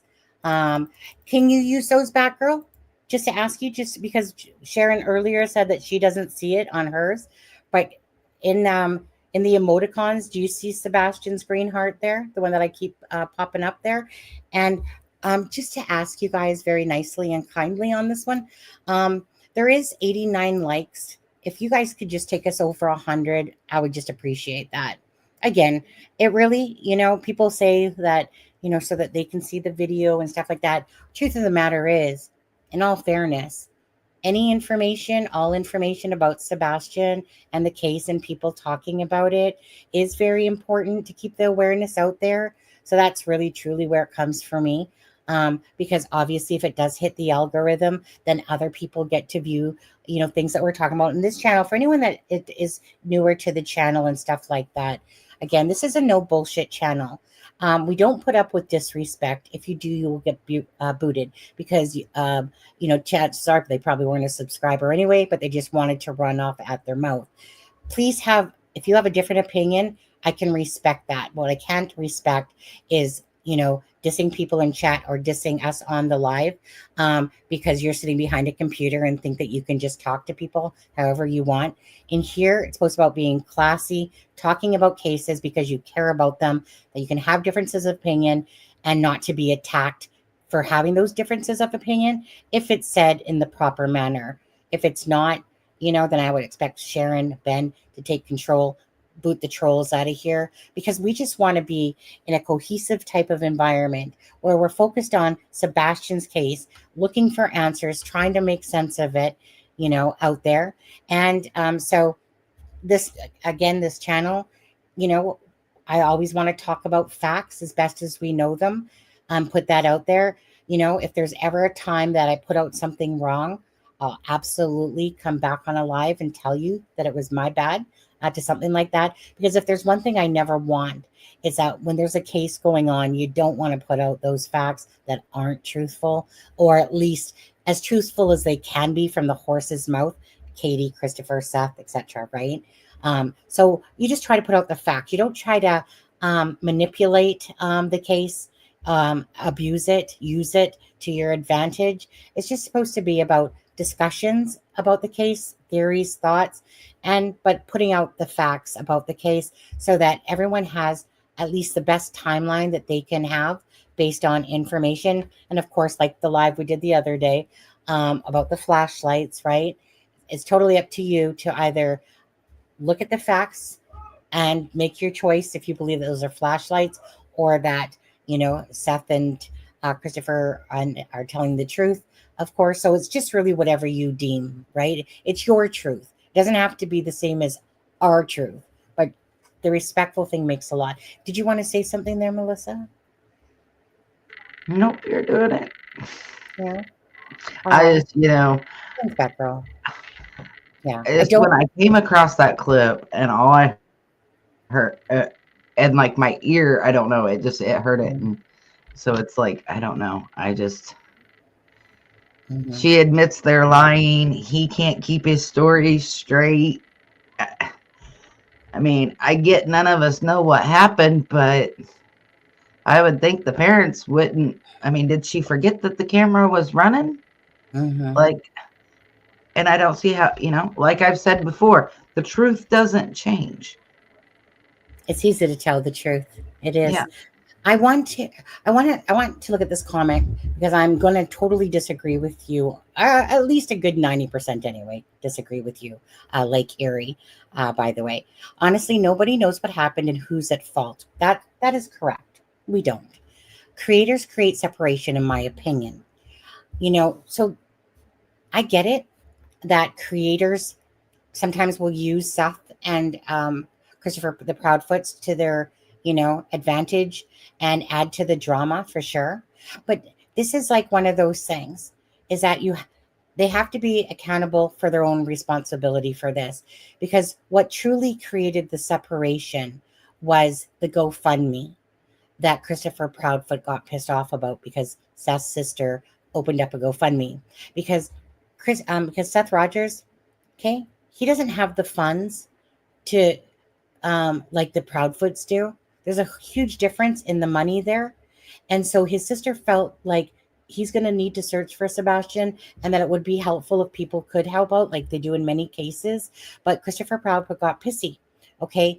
So to be honest with you, the separation has been created by them, and the YouTubers just play on it, really, right? But they're the ones that actually are responsible for the separation, to be honest with you about this, because it wasn't us that forced them to go on lives and start slinging shit at each other and stuff like that, right? They did that willingly themselves, in a sense, as Seth bit his tongue for quite a while. And then at some point, you guys know when he lost his shit, a few times for sure. He was like, you could tell he was sick of it. YouTubers were backstabbing them, stuff like that. So I get it that YouTubers can add to the drama, but they're the ones that have honestly fed the fuel, to be honest with you. And when I say fed the fuel, and it goes both ways, but Christopher Proudfoot definitely has been the instigator of most of this backlash towards him and the division. Christopher Proudfoot is consistently saying, we'll work with you, Seth. Now, and then Seth may go on a live, and then Christopher Proudfoot gets pissed off again. And next thing you know, they're not working together. And this continuously happens, right? So Christopher Proudfoot, to me, is the epitome of a parent that should shut the fuck up, that he's a total narcissistic a-hole of a person with a very aggressive attitude to a case where a child is missing. So instead of being so pissy at Seth for your issues all the time, how come you just can't worry about something a little bit more important, Christopher and Katie, and worry about where Sebastian Rogers is, instead of taking people to court, instead of doing all that stuff, putting so much effort in there, but yet very little do we see to the public that the Proudfoot side is showing this abundance of searching and caring. It's totally two different ball fields here of Seth versus, in a sense, versus Katie, that, but they created the division, not the public. The public has only played on it or talked about it, so that's where I'll say that. And let me just say that GoFundMe was started by Seth's sister because he took a month off work to search for his son. So it was to cover his bills, both while searching and while he took the time off work to search. It wasn't a clickbaity thing to get money. Unlike certain YouTubers who are very clickbaity, and that was addressed at one point by Seth's mother about, if you're out here searching, put your GoPros down, put your phones down, and be here to search for Sebastian. If not, leave, because you're not needed. So it's Chris needs to do what my ex-husband used to say, my second ex-husband. And he used to say, know your role and shut your hole. Well, Chris, you need to know your role as the step parent. Step back and shut your mouth. Yeah, I've heard of that expression for sure, but I never thought about that. Know your role and shut your hole. Oh, I don't think you can take that too well, for sure.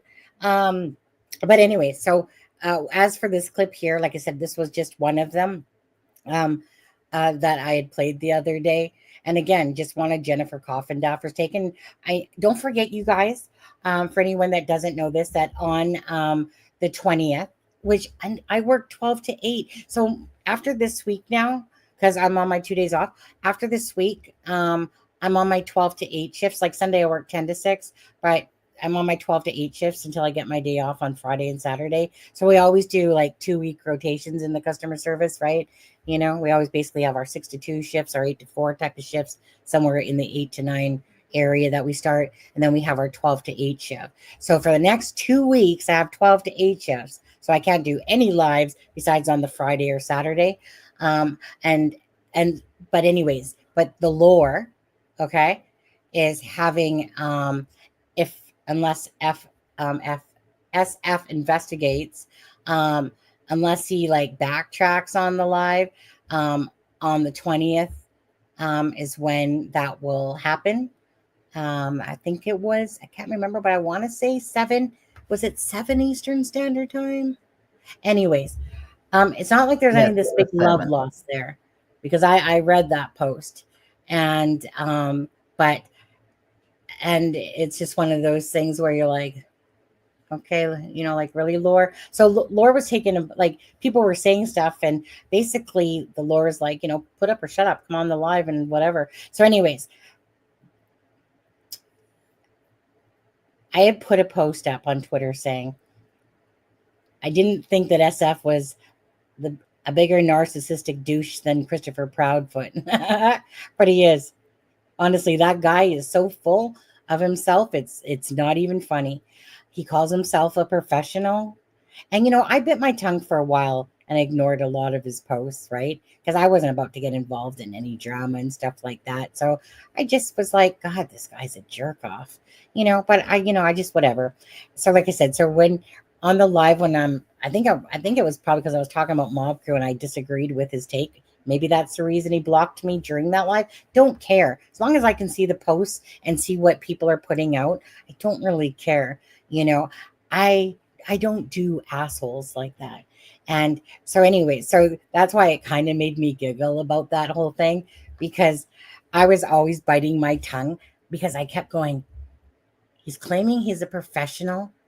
And this is how he's talking about like Nick the Hat. And this is how he's talking about, you know, and then I was told about, you know, I didn't realize he was the same jerk off from Kylie Rodney's case that was with that whole conflict of the reward money and stuff like that. Anyways, but for somebody that claims to be a professional investigator, and this way that he talks on Twitter is absolutely disgusting. You are a disgusting pig, to be honest with you. But you know what? At the end of the day, you can be the most disgusting pig in the world. But if you have some good information, or at least factual information, I'm all about that, because you don't, you know, in my real world here, you're not part of my life. On Twitter, you're just another Twitter person. I don't give a shit if you're the president or if you're a, you know, a burger flipper. It doesn't matter to me. It's all about, you know, if the information meshes up to a case.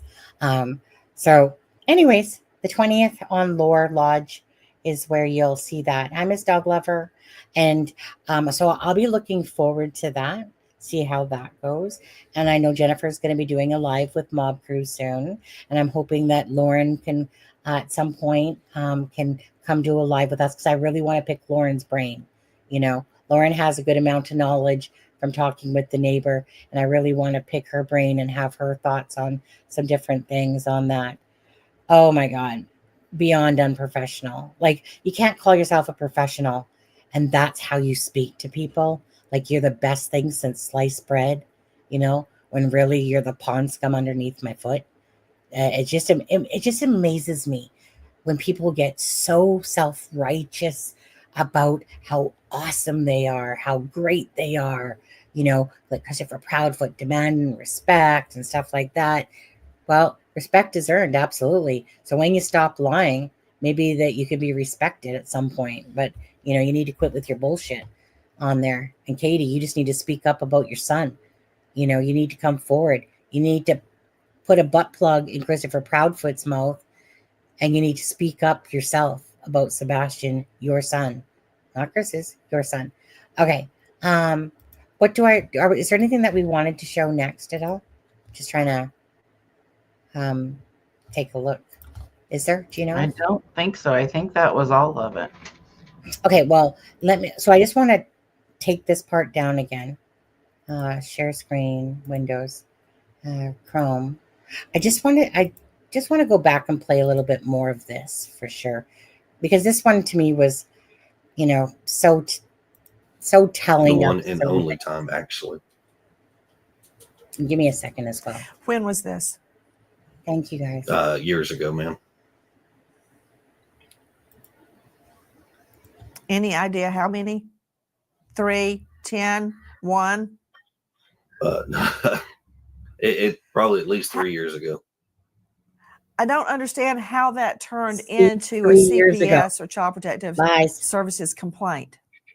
How were they alerted that you hit him with a belt? That did not turn into a CPS service call. There were other CPS reports, right? Were they regarding your other child? There is one in regards to my daughter that I know of out in New Mexico with my ex-wife and myself. What happened? At the time, my ex-wife had fled to New Mexico with my daughter. We were going through a custody and a divorce case at that time. And at the time, when I'd call and try to check in on my daughter, I could never reach my ex-wife at that time. So a welfare check was requested. Law enforcement told me to call CPS if I had concerns. So I called CPS. Law enforcement did make a welfare call, and that was it. Then how does that turn into a CPS complaint against you? I have no idea, ma'am.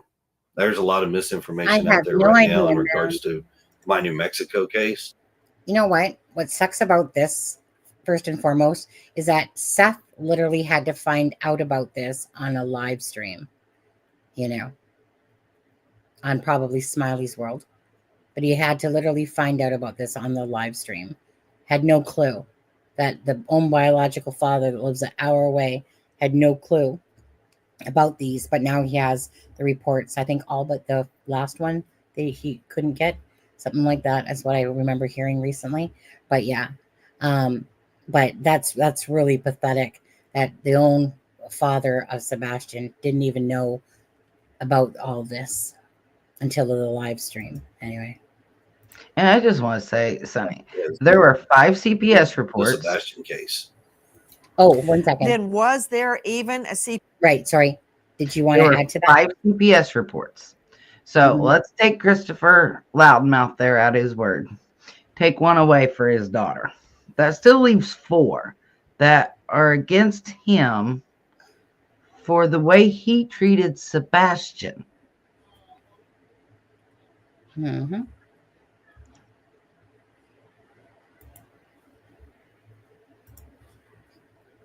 CPS complaint against you in New Mexico?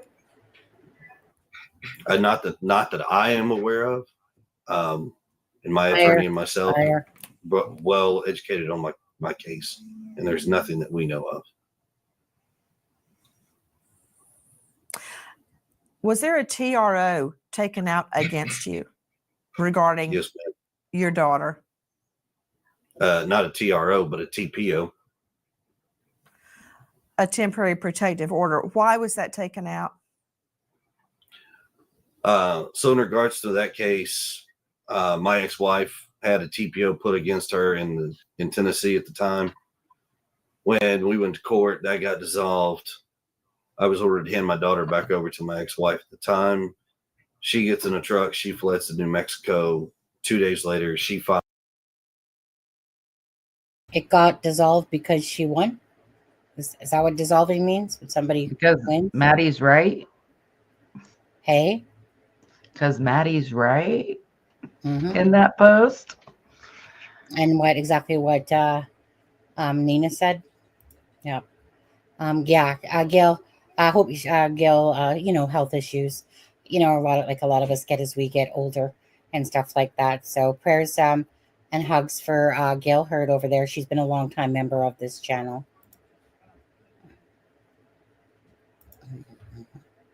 Files one in retaliation.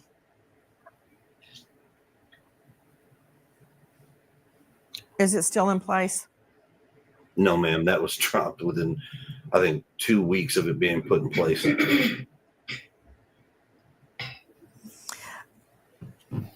I've got a question about the belt incident. You're telling me that was the only time that you ever hit Sebastian with a belt?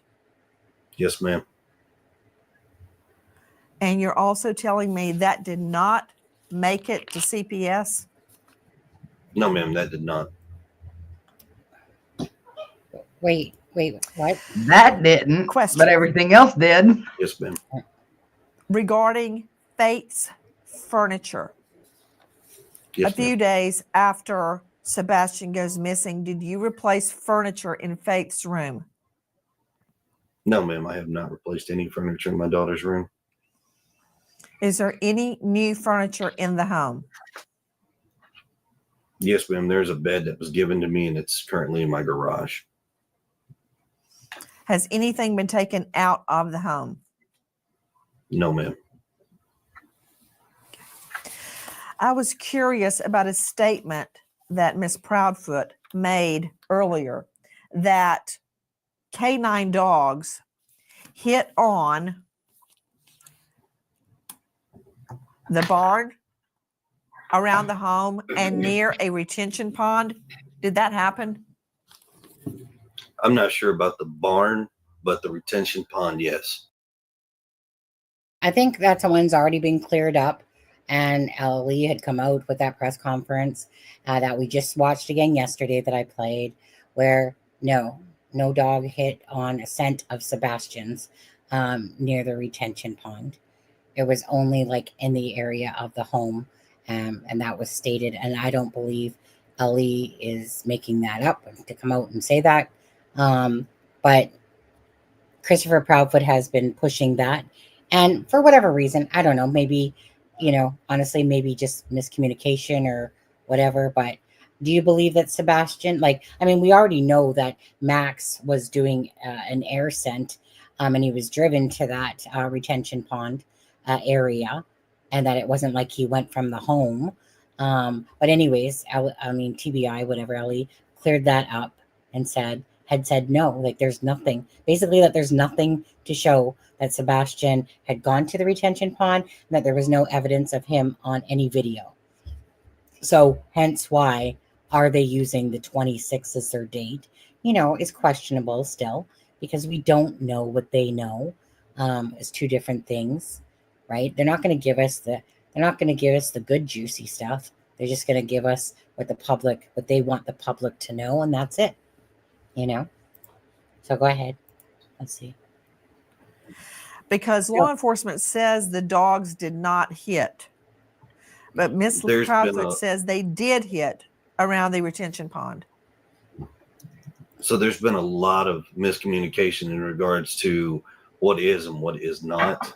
To help clear that up, law enforcement has actually spoken directly with me, showed me a few things.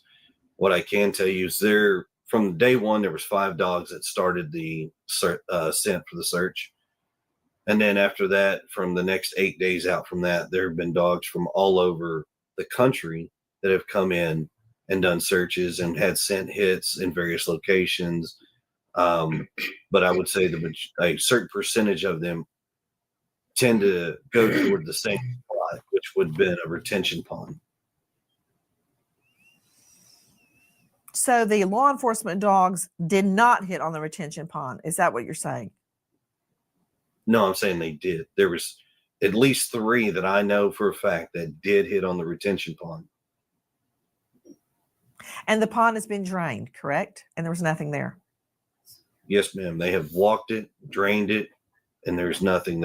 the retention pond was only knee deep anyways. On one occasion, Mr. Proudfoot, you stated that you and Mrs. Proudfoot have been, quote, vetted and cleared of foul play. That was stated on Chronicles of Olivia. Is that true? What do you mean by that? Yes. So after working with law enforcement of all agencies, they have actually told us that there is no foul play, no nefarious issues. We've been cleared of all wrongdoing. We are working extremely cooperative with all law enforcement agencies. At any point in time that they've called, come to the house, anything.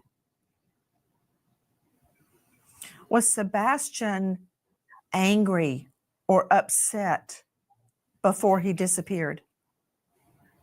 No, ma'am. Not to my knowledge. What is your theory about where is Sebastian? I wish I knew where he was, to be honest. Your theory. I think it's possible that someone has my son. Why?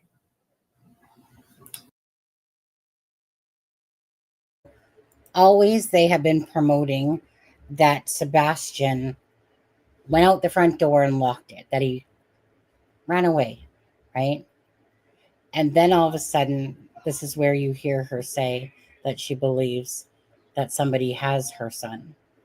You know, there is very much oddities in some of this stuff. I'll agree that go, say, towards the Proudfoots in favor of some of the oddities that don't make sense to me about, you know, Seth and Sebastian going to be moving in with Seth and stuff like that. You know, so one of the questions asked of yesterday, and that is, what do you guys think in chat? Okay. What do you think the motive for Sebastian being gone, wherever he is, taken, whatever? What do you think? What would be your number one thing? I don't believe it's S trafficking whatsoever myself, but if that's what you feel, then go say it. But what do you guys feel is the motive for this? Do you think it's, you know, to get Sebastian out of the way, even if Sebastian was going to go live with Seth anyway? Does that make sense? Where does that make sense? And the reason why people will usually say to that is like Melissa has said, if I can't have them, you're not going to have them, you know? So what do you guys feel happened to Sebastian? You know, what motive out there could possibly make that? Now, we've already said that Christopher Proudfoot, you know, is a liar. And, you know, just to refresh people's memories a little bit. Okay. And this was only, okay. Oh, hold on. I got too many things open. And this is just, you know, one of the receipts, you know, but meaning like there was another piece to this later where there was like 3 things that I had, but this was the easiest one I found. So let's just quickly go to that, which is this right here. Okay. This cannot be denied. When asked if they took a polygraph test, see, Christopher Proudfoot, and this is when he was all talkative on his whole freaking Facebook. Christopher Proudfoot took the test. He said yes, and they passed. But on Nancy Grace, he said only his wife took one. Now, except there's another receipt to this, but I'd have to dig hard for that one again. F you. Have you both taken polygraph tests? And if so, what were the results? Yes, and the results are passed. So when this came about, okay, Christopher Proudfoot style, what did he do? He, of course, made up an excuse to this. And he said, okay, you know, because I think you guys are all freaking dumb, basically, I'm just going to tell you that I didn't refer who I was talking about. I just said, yes. No. So he tried to take everyone for being stupid because he knew, first of all, he was caught in his lie. So in order for him not to add more probably shit to already the bigger shit that he looks like, okay, the big stack of it, manure, more like, he clearly says yes, and the results are passed. And You know, for me, Sonny, if he would have been talking about just Katie, he would have said she took one, Katie took one, she passed, whatever. Right. Not have you both taken a polygraph Right. test. Yes, passed. Right. You're right there saying both of you took it and both of you passed.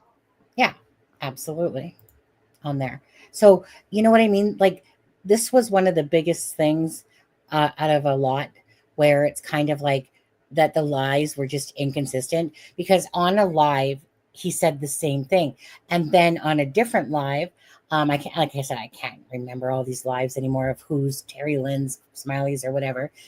That's when he came out and was like, well, I didn't say who I was talking about. I just said yes. And I was just like, nope, here's the receipt. Here's the receipt. Thank you very much. Shut your pie hole. And it's right there. Yes, and the results are passed. Have you both taken polygraph tests? And if so, at no point does he clarify why. Because again, either he's the biggest narcissist in the world that wanted the public perception to go their way. So he just was like, well, what's a small little lie? Like, yes, I did.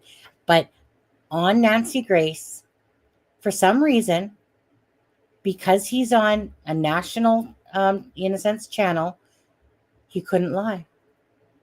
Because, and that's why he pauses for a moment. Because it's kind of like, oh, fuck, and now I got to admit to this, because he knows that if he was to have said it and said yes, well, a lot of people watch Nancy Grace. That would have been so much backlash, even more, if he would have, lied and said, yes, he did, when he hadn't, because a lot of people already would have known that. So, so you could see that he kind of was like, oh, shit. And that's when he was like, no, ma'am. And Now, Sonny, correct me if I'm wrong, but didn't Nancy Grace offer him a polygraph, offer to yes, set it up, and he still didn't do it after telling her he would? that's correct. And that's when he came back with the excuse that TBI told him not to. Well, then I wonder why Seth did it, if TBI is saying not to, right? So Seth did it. I mean, Seth did have the first one he took. It was actually, I think it was inconclusive or whatever, that one. And then the second time he took it, because he took it again, right? So I think he said it's something like medications or whatever. But anyways, he took it again, and he passed, and he talked about it and stuff like that. Well, Christopher Proudfoot, is then saying he was going to do like whatever, like one with TBI or whatever it was. Well, I thought you just did, because right here you said yes and the results are passed. Liar. But anyway, so do you know what I mean? Why are you lying? When a child is missing, what motive do you have to lie? And let's see. Okay. Do me a favor. Can you just look for where people have said motives in the chat? I see Patricia says one here, but I'll go back, because I did ask that question. So obviously, if I ask it, I better show some answers. The motive was that Sebastian would have told his dad exactly, because this is what Melissa was doing, and how dangerous he was. And Seth would have revealed that to CPS, and he would have had no chance at getting Faith. I mean, it's not like that's not logical, right? Because he has been so hell-bent on getting custody of Faith. Why was I calling her Hope? Why was I saying Hope? I think it's because Hope, Faith, and, or whatever. So I was saying that. I kept saying Hope when it's Faith. So my apologies on that. So right above that one, Mama Duke said, I believe CPS told Chris Proudfoot not to go around Sebastian. He couldn't be home, so he took it out on Sebastian. And then you've got Batgirl, who says at 140 that I think Katie Proudfoot thought it would save her marriage. Again, this isn't too far off thinking that a parent takes out their child in over a man. Okay, this happens all the time, but typically it's the female that has done something to the child because of a man. So it's not like this is Susan illogical. Smith. Susan Smith, Sebastian's amazing last day of, spaghetti pancakes. Fun fact. I always got to get that in there. Fun fact, because everyone, when your child's missing, you're just going to pull out a fun fact to tell everyone, hey, I know my son's missing, but fun fact for everybody, I made him spaghetti pancakes. Then I took him to BJ's, with his niece or cousin or whatever it was. And then we came back home with all the snackies. And then we went back out to bowling. And then we went to the restaurant. And then Sebastian, we came home, took out the garbage. The garbage video that you guys will never, it looks like a silhouette. Can't tell if it's Sebastian or not, and this fun-filled day, right, of amazing stuff. It's just one of those oddities. Your marriage is crumbling. You've told that to Seth. Seth has told that to the public. And he doesn't want to deal with Katie's shit and Sebastian's crap. And he has to worry about his own self, probably Faith, right? And he was all for little monster Sebastian going to live with Seth, right? But that's very logical in a sense that's, because he wouldn't have a chance at getting Faith, right? But, and like I said, I always go back to Nina's interview when they're talking about the case, and he calls her up and tells her about Sebastian, and he wants to tell her something, but she shuts him down, and she regrets the fact that she shut him down because it was the way she said it. It was like almost came across like he was about to say something about it, maybe admit to something, etc., something like that, Anyway, so what I wanted to do quickly was just, we were just talking about, wait, I want to go to Melissa's thing for a second. So I want to go back to that one post. Just give me a second. I'll find it. Oh my goodness. This one here. Maddie Myers. Okay. Stop screen. Summer Wells. Sad case too. Another one. Breaks your heart. This little girl. So innocent. And yet such shit parents. Such shit parents. I feel so bad for that. Going back to this post here. Okay. So this is not from, I said hope earlier, so I do apologize. I meant to say Faith. So Maddie Myers had said, can she share this? And again, if you guys go look at Maddie Myers, you'll see Trev Lee's as a friend on this. So that tells me that there's a lot of legitimacy to this for sure already. But anyway, so cousin Danny also runs the construction company. Okay, hold on. Actually, hold on. No, I'll do this part first, I guess, since I already have it up. If it's at, so cousin Danny also runs the construction company. It's his house the poker game was at on Friday night, where Sebastian got into trouble for getting on Danny's computer, probably saw something he shouldn't have.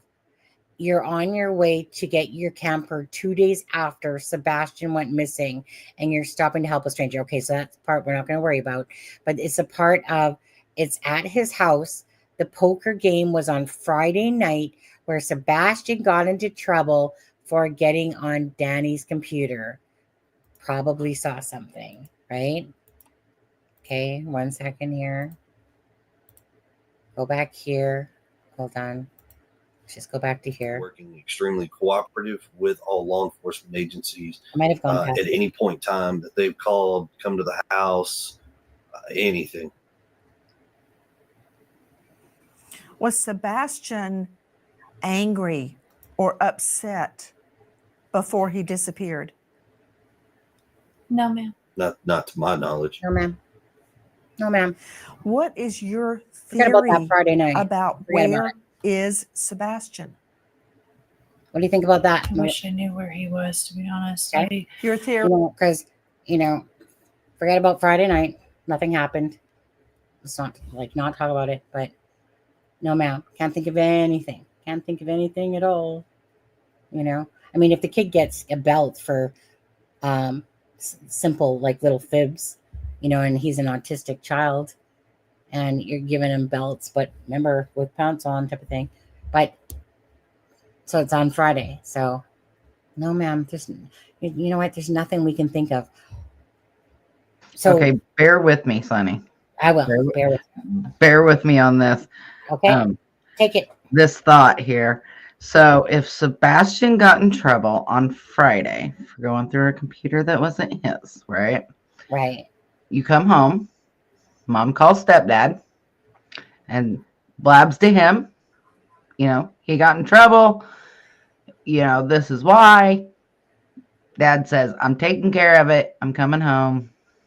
We'll deal with this. And then you see where I'm going with this? Like, yeah, I feel like come home and do something, and that's why he's seen Sebastian when he got home. But yet, according to them, they didn't come home. He didn't come home until Sebastian was already missing. So, did he come home early? Go to punish Sebastian, because, like you just said, what would happen to him if it were this scenario instead of just a little fib? Did it go out of hand? Yeah. So again, Melissa's referencing to the video that I just played not too long ago, where I showed the comparison that he says he's not allowed to talk about when he left, and he's not going to. And then, Katie Proudfoot over there, when she said, well, so why did Chris say that the last time he seen Sebastian was the first? And she's like, well, because it's true. It is the last time up until he came home again. Was he waiting for them when they got back home somehow? So is that important to Christopher Proudfoot not to let out? Or is it truly important to TBI? Because if Christopher Proudfoot actually said, then, again, he'd be caught in another lie. So he goes to the fallback of, well, TBI asked me not to talk about that. At the end of the day, we don't know what TBI knows. For all we know, they could be waiting for them just to put the noose around the neck type of idea. We don't know what they know, okay? So we don't know. So Christopher Proudfoot's putting that out there, and it's one of the most stupidest things to me that, and just like to Jennifer Coffindaffer, why would he say that? And she's like, I don't know. And I'm like, well, that's why I'm asking you, Jennifer. You're the FBI agent. And so it's kind of like, to me, that was the most ridiculous thing. But yet he did say, but he's not supposed to. So is it truly that Christopher Proudfoot has something to hide by saying that? I think so. I think that makes sense to him trying to make us believe that TBI said he's not allowed to talk about it. Because why would he not be allowed to talk about the day that he left? Why? Why would that be so relevant? Okay. Out of everything that Christopher Proudfoot has talked about, you know what? The more I think about that, the more I think I am hitting the nail on the head with this one. That it's Christopher Proudfoot that has something to hide, and that's why he's using TBI as the that they said not to talk about it. Because can anybody else think of a reason why TBI would tell Christopher Proudfoot not to say about the 1st of February? Can anyone make logical sense of why he would not be allowed to talk about the day that he left on February 1st, and then he never saw him again till February 26th? If that is true, considering all the information out there from them anyway, do you think honestly TBI, out of everything that they keep blah, blah, blah, blah, blah, about, that TBI is going to say, shh, don't talk about the 1st? It's 25 days before Sebastian disappeared, but don't talk about it. Right. Was that really that? Does that make sense to you, what I'm saying? Does it make sense to you guys? Right? That he's portraying to the public that TBI said it, when really it has to do with him actually probably being there after the fact. Hence why Katie Proudfoot says And he seen Sebastian the next time he came home, and that was a slip up. I mean, there's plenty of time for him. And this is all hypothetical, people. This is just where my brain went real quick, and I got to get it out. Get it Is out. if that happened on Friday, they go out, she gives them the yes day. Christopher Proudfoot, you can buy a burner phone that has GPS on it anywhere and leave your phone at the work site. Absolutely. Drive home, park somewhere else so that your truck's not seen at the house because you know it's going to be caught on the neighbor's camera. Sneak in because you know where the blind spots are. Do something to Sebastian because of Friday night. Sneak and go back to your work site so that when Sebastian is missing, you can come home with your phone so it shows you were still at work. But And that's how he seen him when he come home. okay, but break that down. Obviously, when you get just like when I get my TELUS bill, obviously it tells me the length of a call, what time it started, how long the call was. 8 minutes, 13 minutes. So who then would have turned off his phone if in Memphis? Right? It would have Because- automatically hung up when she hung up. It wouldn't have kept going. It wouldn't have been an open line. So you call your wife, right, to set up this alibi. You leave your phone there that's true. so that it looks like you were in Memphis on the phone for this 3 hours. Go home, take care of business, park elsewhere, take care of business, go back, and then when you're called on the 26th because he's missing, he could have dumped him anywhere between there and Memphis on his way. Well, probably not dumped him because he would have had to walk through the neighborhood, but he could have easily got back in his vehicle, drove back to Memphis, because it would have hung up when she hung up, and she hung up when he got in the door, or right before he got in the door, or whatever. I don't know. That's just where my brain went real quick. Sorry. Yeah, no. I get know it. it's a stretch. Well, the thing is that something happened to Sebastian. So there's nothing that's off the table here to think about, really. There isn't. Because there's nothing to show that Katie and Chris at this particular time, or Seth Rogers, or anybody else had something to do with Sebastian's disappearance. This is why this all has to be, speculation, talking about it, theorizing because you have to make sense of no footage, okay? It doesn't matter about the flashlight video or garbage truck video at the end of the day. I mean, meaning that if people believe it was a flashlight video and somebody else came in, scooped him up, drove him off in a vehicle somewhere and stuff like that. But at the end of the day, the police, there's no sighting or of Sebastian leaving that home that they have whatsoever. Now, again, I know that me and Jennifer will disagree on this part of it about, like perhaps the timeline of the events with the flashlight versus what Seth and Christopher Proudfoot said, and stuff like that. But at the end of the day, they said that there was no evidentiary value to that. Okay. So take that as you will, that yes, possibly at some point it can be used. But, at the end of the day, whether people are deeming it as a flashlight video or garbage truck video, all me, myself, Jennifer, Mob Crew, other people that are following the case, Clutch Some Pearls, Dolly Vision, all you want is the truth so that you can try to understand these events. And if the only thing, so if Sweetie Pie Low was talked to the neighbor that had the camera that said the lights went out at 9:08 in Sebastian's room, and that her lights went out at the time that she said, right? In your head, you're kind of like, okay, so if that's true, then seems like Sebastian perhaps was there, unless of course that was timed as well. Oh, my husband's saying baby finishing soon. Yeah, we will be. Okay. I'll just tell him 15 more minutes. All right, fansman, 15 more minutes. All right. Okay. Okay. So at the end of the day, all we're trying to look out is with no information of knowing what happened to Sebastian, we know damn well something happened to Sebastian. So hence the garbage, like the Kentucky landfill. So their garbage, as like I showed Melissa that story again with the garbage fill, it was from the Proudfoot home. And even though I think a lot of us thought it was the construction site because that was put out there that it wasn't that, but it was because it was in Kentucky or whatever. But anyways, so the garbage goes to a transfer station, and from that transfer station, it goes to the landfill in Kentucky.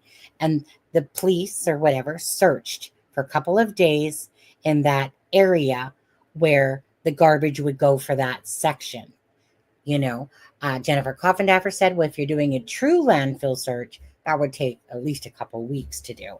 And we know that, right? One of the first things. Now, they're saying that there was no tip that came in to that. Now, I just remember when that came out that it was been, and maybe this is a rumor, maybe not, but it was said that the garbage men that had done the collection that day, and I believe that probably is more accurate, that they said that the garbage was heavier than normal that day. Hence why, boom, speed off, check out the landfill, see if Sebastian Rogers is there, like we'd see with many other cases out there, right? Them always going to the landfills. But I do believe that something was said, that not like a tip came in for the sake of like calling in a number or whatever, but obviously they would be talking to the garbage truck people that morning, because if they've deemed that the garbage truck was going by, that was so basically what SF had said, what we were talking about the other day. Oh, right, I wanted to go over that again. But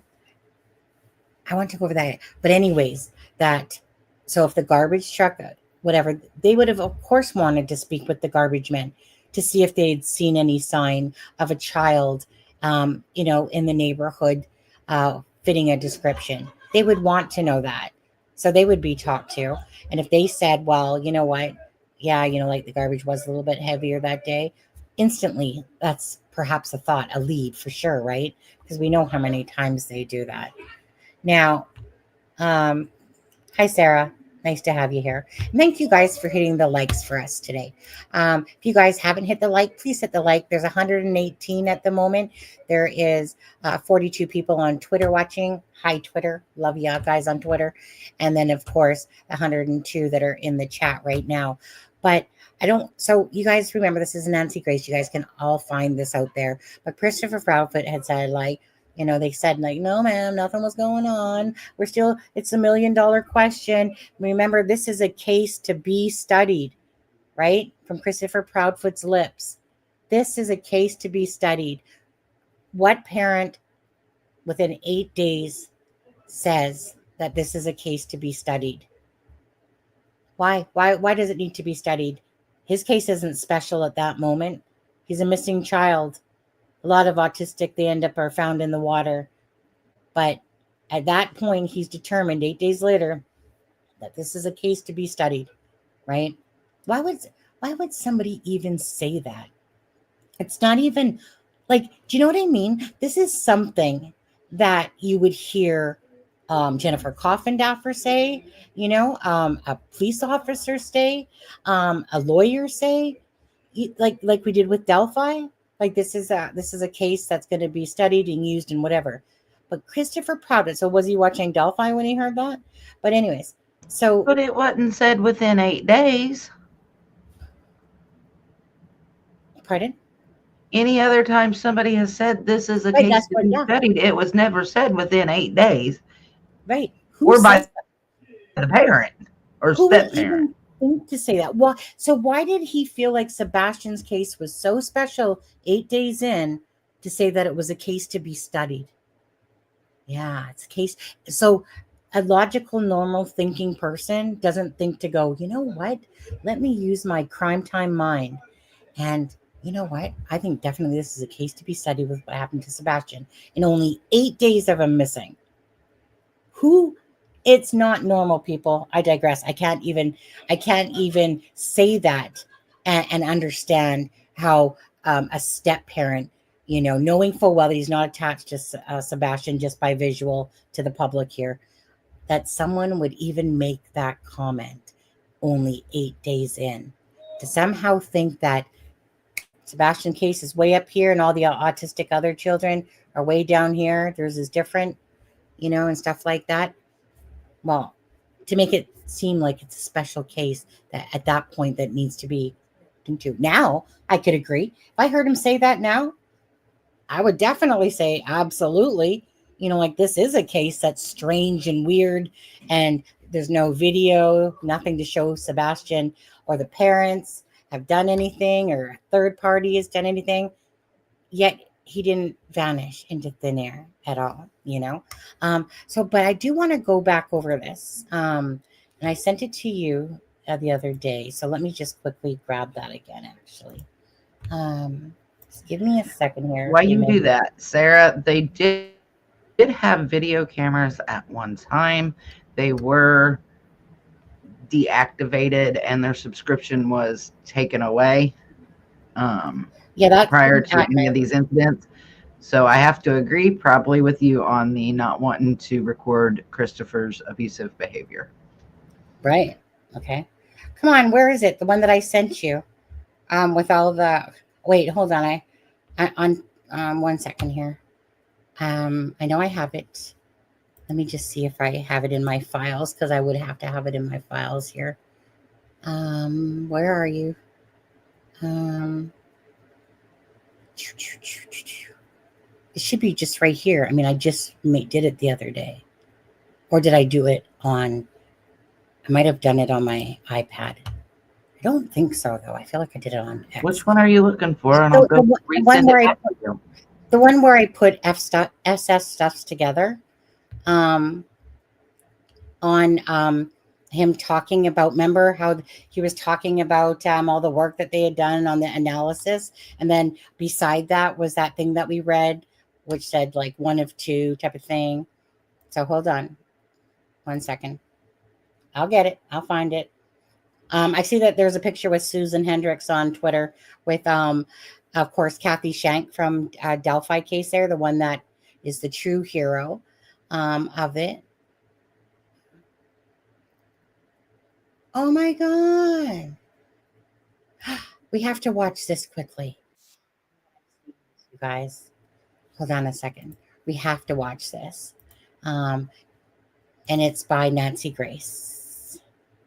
We have to watch this. Okay. Let's make it bigger. So wait, hold on. Let's make it smaller.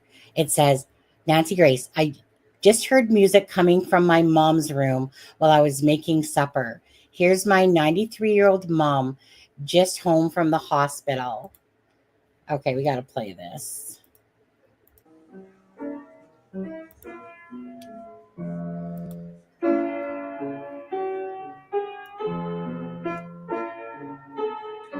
Oh, hey, Nick. Nick, I want to do a live with you. I messaged you on Twitter. I want to pick your brain.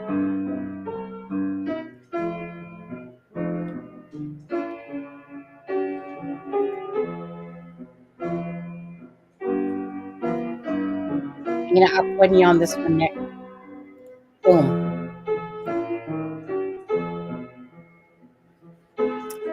That's just so sweet.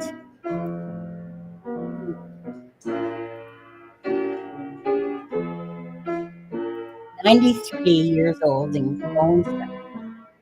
I think I sent what you're looking for back to you. Hold on a second. I'm just going to stop playing this for a sec. Okay. So, Nick, again, I'm not sure if you do remember, but so Nick, Nick, because you're here, if you didn't see this, do you remember this? Hold on. Let me find it. Do you remember this, Nick? Look up in the right-hand corner. We named it Eileen, as you and JLR were covering the Danielle Cavalcante case. Do you remember that? That cone? That famous cone? And then somebody named it Eileen, and it was so perfect. Anyways. Yeah. So I'd like to know what Nick thinks about what was said at the Nancy Grace interview about lying. about which part? At 26:37, where she said what she said about the lion. Oh, um, that piece on at 26:37 on Nancy Hayes. Okay, wait, hold on. Don't get ahead of me. Don't get ahead of me.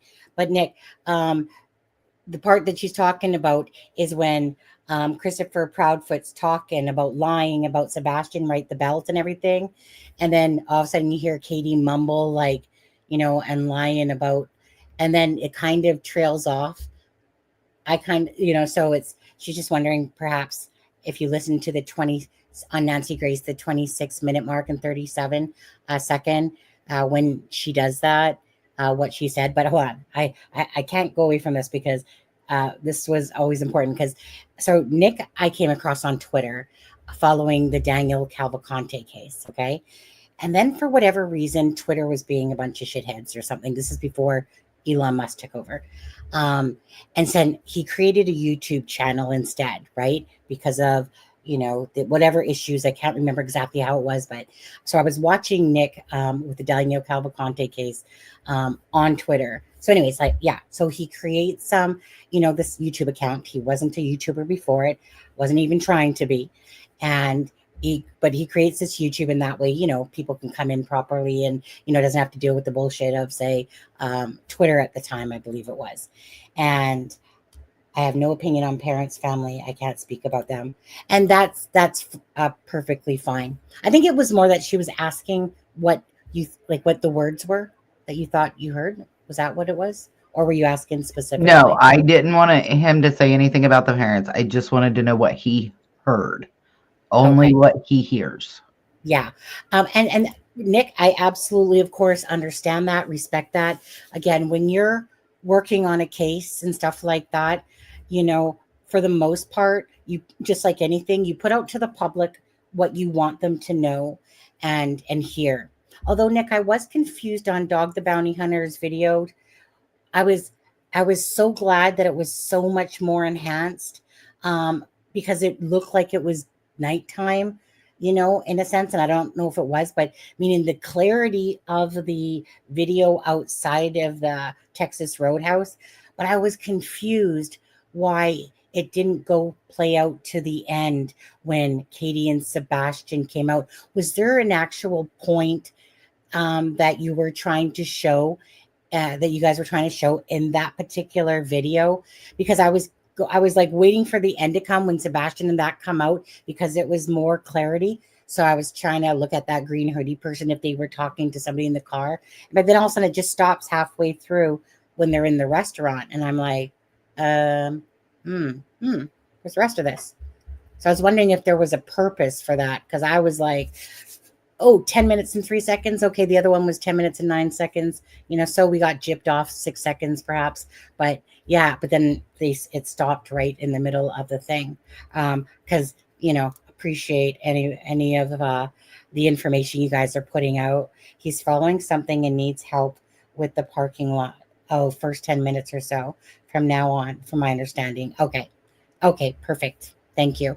Again, you guys, SF, he can talk shit all he wants, about Nick. Like I said, I've watched Nick from the Danielle Cavalcante case, whatever people are saying, whatever, that stuff, SF especially trying to put out shit and stuff like that. Nick, you can tell, like I said, he was not in this for any sort of monetary value. Even when he was doing Cavalcante, right? He was spending tons of his own money. And it was only because, like when he got monetized with YouTube, of course, if people like you and appreciate all the time he was spending on that case, to help him with gas and all those different things, he didn't ask for it. He never asked for it. People were literally bringing them lunches and different things because they were appreciative of the boots on the ground. If it wasn't for Nick and JLR in Daniel Cavalcante's case, we wouldn't have had shit, to be honest with you. So trust me when I say, Nick, I appreciate you. I appreciate the fact that Dog's on this and who's ever working with you. I mean, I'm just with SF Investigates. I mean, I totally know he's like a narcissistic douchebag, but it's when he's talking that he says he talked to a neighbor. Do you know if there's any truth to that? Like when he talks about the timeline of the garbage truck flashlight video, he says that he did an interview with a neighbor that was coming down with a flashlight 5 minutes before the garage. But then why did the Proudfoot and Seth say that it was a garbage truck up in that dot? So I'm confused on that. But he's also claimed that he spoke to the owner of that camera footage and that it was at 5:10.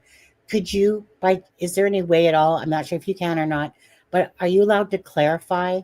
Because according to the footage out there, right, it was 311 that was jammed, not jammed, I don't want to use the word jammed, stuck on the 23rd, right? And, when Nick Perez put out the video, he said nothing about it. He said 310 and that, what was the other second thing to that one, Melissa? He said 310. Oh, and he pointed as if it was towards the Proudfoot home in the back when really the angle of the camera was different. Can you clarify on that? I'm sure Steve, I know my husband now, his name is Steve Austin. Okay. $6 million man, doesn't have 6 million. We're Stone Cold Steve Austin. My ex-husband's name is Steve. These Steves, my husband included. I love my husband right now to death. Like he's just an amazing person, but he's a Cancer like me, and he's a know-it-all. Okay. He's a know-it-all. They all seem to have this narcissistic know-it-all trait. But anyways, just saying. So I'm sure Steve is good at certain aspects, but he's honestly, okay, to use the word professional, I know he's going to be on the Lore Lodge on the 20th, but to use the word professional and to watch how he speaks to people, he blocked me the other night on a live. He obviously must have been watching it, but whatever. I don't care. I'm just looking for the truth. I don't care if he likes me or not. But if you have factual information, that's all I really care about, dude. But he is so condescending. He's like I said, a narcissistic personality, just like Christopher Proudfoot. Very clear that they're narcissistic, very condescending, as if they're shit, that they're higher above other people for thinking, and that they demean other people, and accuse them of stuff. So absolutely, I'm not sure what set his fuse off. I do not believe a word he says, with or without photo evidence. I'll believe video. Yeah, that's why I wanted to reach back out, and maybe if you haven't or not, reach out to Nick Perez, right? Because Nick Perez was in the home, did get footage. I'll take his word for it first and foremost, before I take, say, SF Investigates. And it's just because, again, if you're going to portray yourself like you're the know-it-all of everything, but yet you're inconsistent in what Seth and Christopher Proudfoot put out there about the garbage truck up top versus what he's saying it was. At the end of the day, it's about truth. It's about truth for Sebastian. What happened to Sebastian? It's so hurtful on the brain. Anyways, true. I'd like to know what Nick thinks about the time being stuck and the date. Yeah. Okay. Do you know anything about that? Are you allowed to speak on that? Is that accurate? The timestamp on the 23rd of February, right? Because again, Nick Perez would know, but he never said that on his video when he was saying it. But anyways, is that factual? Do you know that timestamp? So you know how, of course, Nick Perez's video came out, and then I'm not even sure who put out the second piece of it where it shows the timestamp on the February 23rd of 2024 when they show that camera, and how it's a different date. And that's what Seth had said on Pascal's live, that the time was stuck, and the whole time he watched the video was stuck at 3:11. And then Pascal says, so throughout the whole time, and he says yes. And then they said something about the garbage truck and da-da-da-da-da. And anyways, what did the camera show? Oh, I have that picture. If you haven't seen that. The flashlight video where the date is stuck on the 23rd and the time is stuck at 3:11. And then Yeah. Seth had said that he Right watched it for 15 minutes and it never got off of 311. Hence, the time was stuck at 311. And we know that the trash truck came at 5 something, at 5:12 ish. So that's a 2 hour difference. Mm-hmm. So I think, hold on. So, I mean, obviously you can see the camera angle and we know that those are the vehicles, right? So that's, like I said, the date there. February 2nd, 2000, or at February 23rd at 3:11:04. Now, Nick Perez uses the timeline of 3:10, but in that video, when he's talking on News 5, he's not talking about the time being stuck on that one. And when he shows the angle of the Proudfoot's home in his live, he's showing it as if it's looking at the back of the Proudfoot's home, when really it's not. It's looking, as you can see, in this direction. And just, if you go to Google, I had that neighbor is like Las Vegas. Now I'm not sure if he's referring to binocular bobbies over there, but either way, you know what, Nick? If you can ever come up and do a live, just let me know. And the things that you can't talk about, we won't, obviously. But just want to say again, appreciate any boots on the ground. You did it with the Cavalcante case from when I first heard about you. I know you're working your ass off, you guys.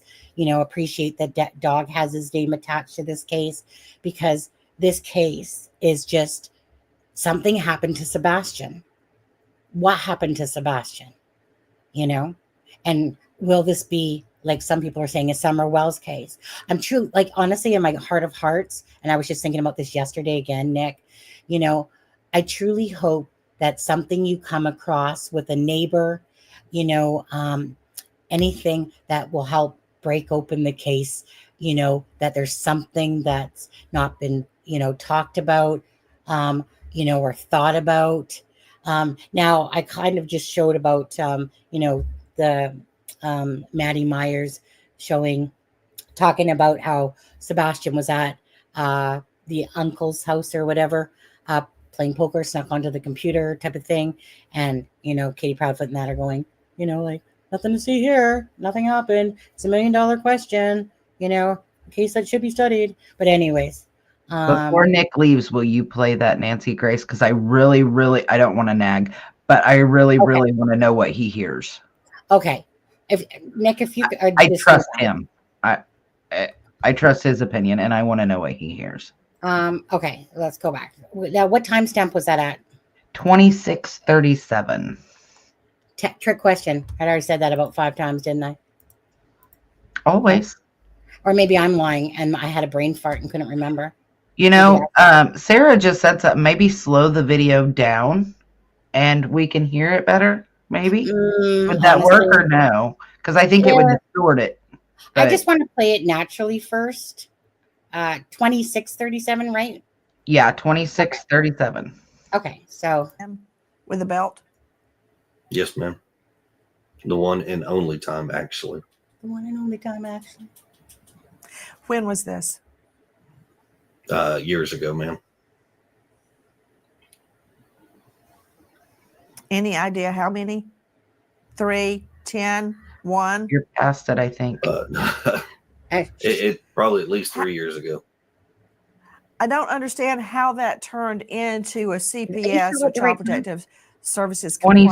26:37. How were they alerted that you hit him with a belt? That did not turn into a CPS request. And then kids don't really accept that too much, so it kind of he'll lie like, "No, I didn't." Okay, Sebastian. We're lying about doing. Was that the first time? Okay. So that's the first time you ever hit him with a belt? So what Katie says there.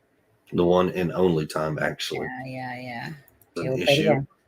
But he'll not stop and he continues on. So then it causes an issue. And instead of being honest about it, he'll lie like, "No, I didn't." Okay, Sebastian. We're lying about doing. Was that the first time? Was that the first time you had ever hit him with a belt? What do you guys think Yes, she ma'am. said? Did she say, or lying about doing his homework? Did she say or lying about doing his homework? Is that what you thought? But what did you hear? Wait, go back. I still hear we're lying about too much. Yeah. I know how this works. Trust me. I've seen it when people ask what somebody said and all the different answers. So let me play this again. And Nick said, wait, go back. An issue. But he'll not stop and he continues on. So then it causes an issue. And instead of being honest about it, he'll lie. Like, no, I didn't. Okay, Sebastian. We're lying about doing Was work. that the first time? Was that the first time you had ever Like, we're hit lying him about doing with a belt? work or Yes, ma'am. so, what did you hear, Nick? If you could just put what you heard there or what you think you heard. But it sounded like or lying about doing work or homework. Because I'm pretty sure she said that before. Didn't she not say that before about his homework? That's how I feel about Summer Wells. I feel like if anything, I feel like she got trafficked. Lying about doing blank rest. Yeah, I know. It was just one of those pet peeves that Melissa had down here on there. But you know what? So I'm not going to show that thing I was going to show with SF Investigates right now. Don't forget on the 20th. Lore Lodge. I really like Lore Lodge. There was another guy I watched recently that did a really good coverage of it, of the Sebastian Rogers case too. There's a couple of really good channels, or even the what is his name? Truth Detective or Deception Detective, I think his name is. I really like I really like listening to that guy as well on there. But anyways, you guys don't forget. So Sebastian, Green Hearts, I think work. That's what it sounded like. It sounds like homework to me personally, but I know we can all hear different things. And I know if I had headphones on, I could probably make it out clearly. But anyways, as for Sebastian Rogers, Nick, again, I pray that there's something that you come across that Ali, the Delphi case has really jaded me when it comes to things that should have happened that didn't happen. Did Katie's phone ping outside of the home after the time? There's that confusion where she's on a live and they talk about her falling asleep at 10 o'clock, but yet the phone call starts at 9:43 to 9:46.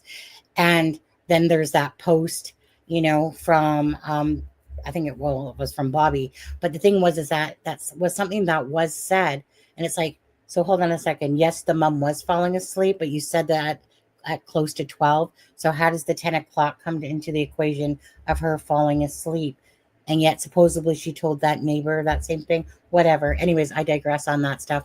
There's just so many oddities to me with the Proudfoots and inconsistencies. Doesn't mean they had anything to do with it, but it doesn't mean they didn't have anything to do with it either. I just think that everything that they've done is strange and weird, and it's not normal.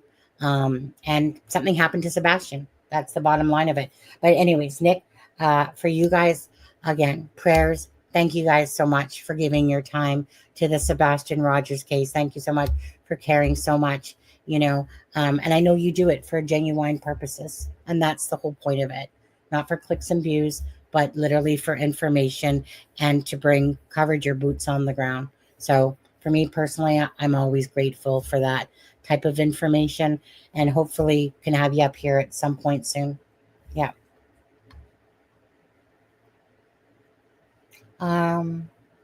So thank you very much. So again, you guys, gonna do a live on Sebastian tomorrow as well. I wasn't planning on doing one yesterday, and I wasn't planning on doing one today.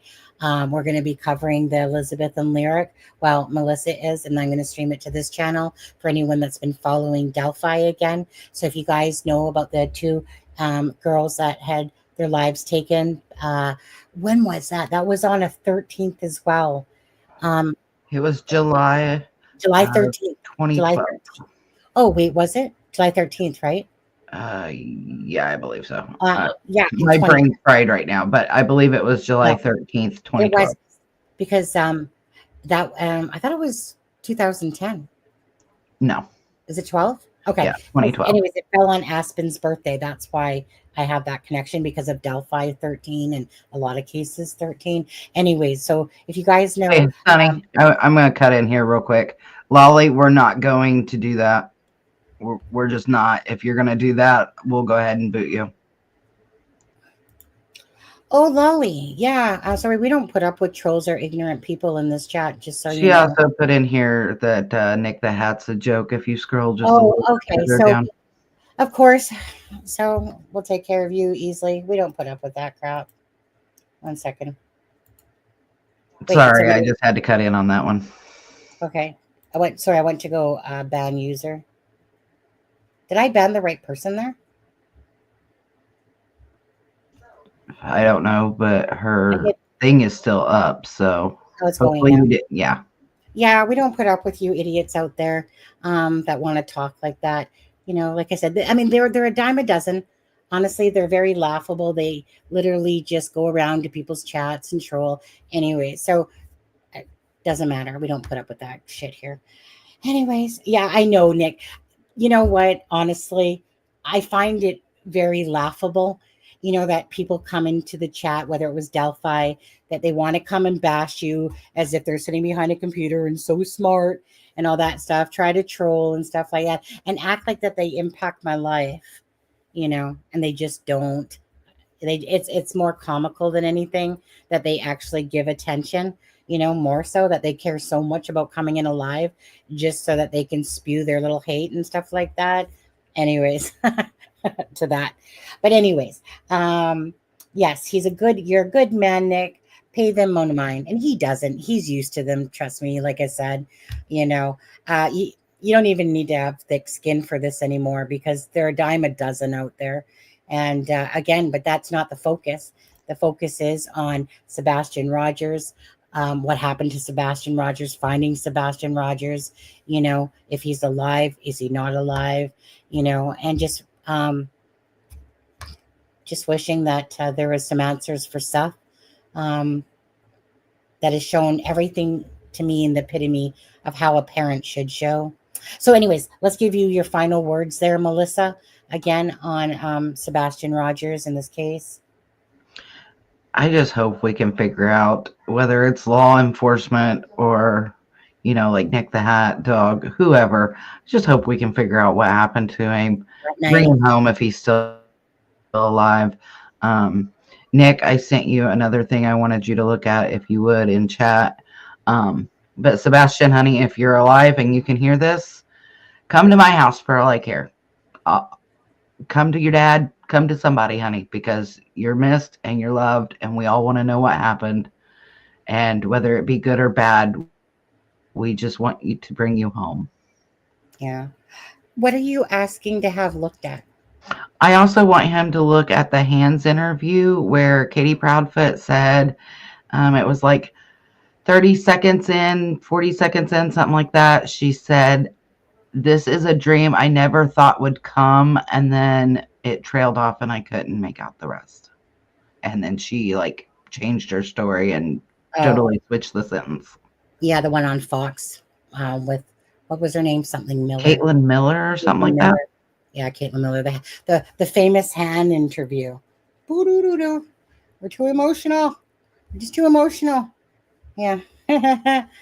Nothing like looking at those chunk hands on the camera the whole time instead of putting your face to the camera begging for your son's return.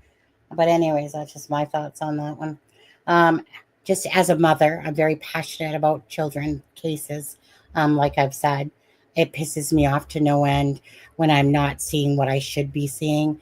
You know, as a mother, that my son is my golden bar. He's my everything to me. Even if I'm not to him, he's my everything to me.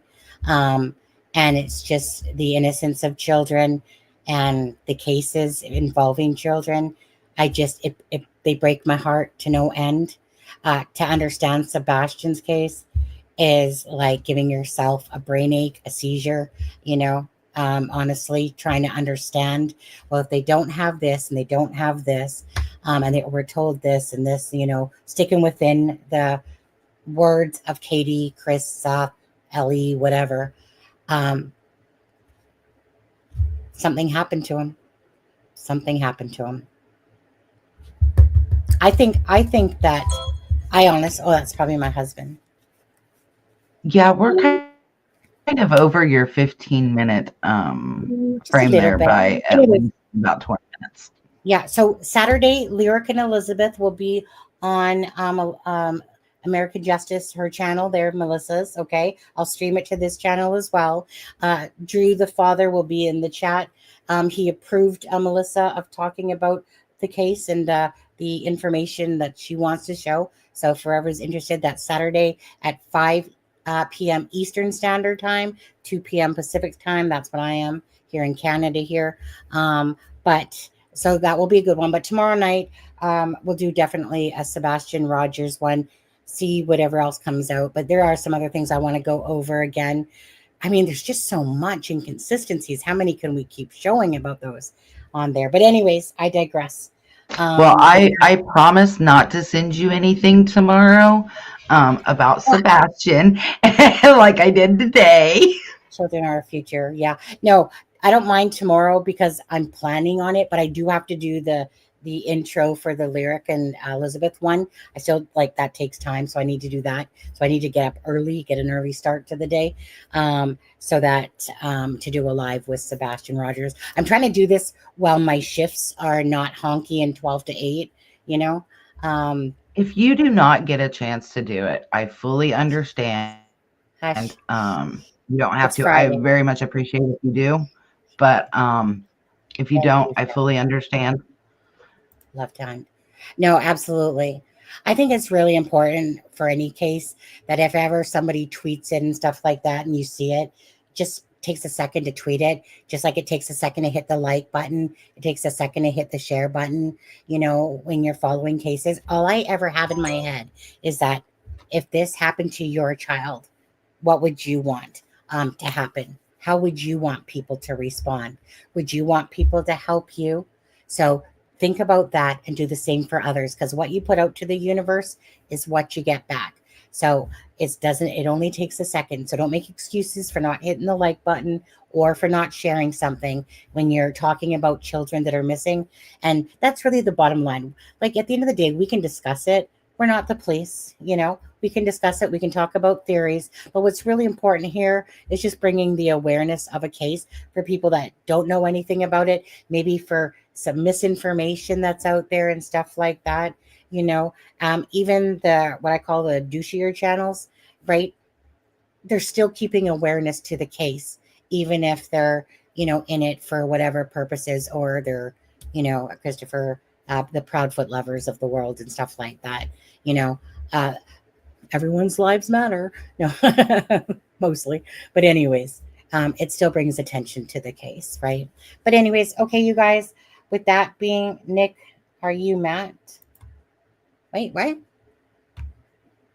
I'm trying to find him, and there's more words to that for Facebook. I want to know if that is the first part of his Facebook.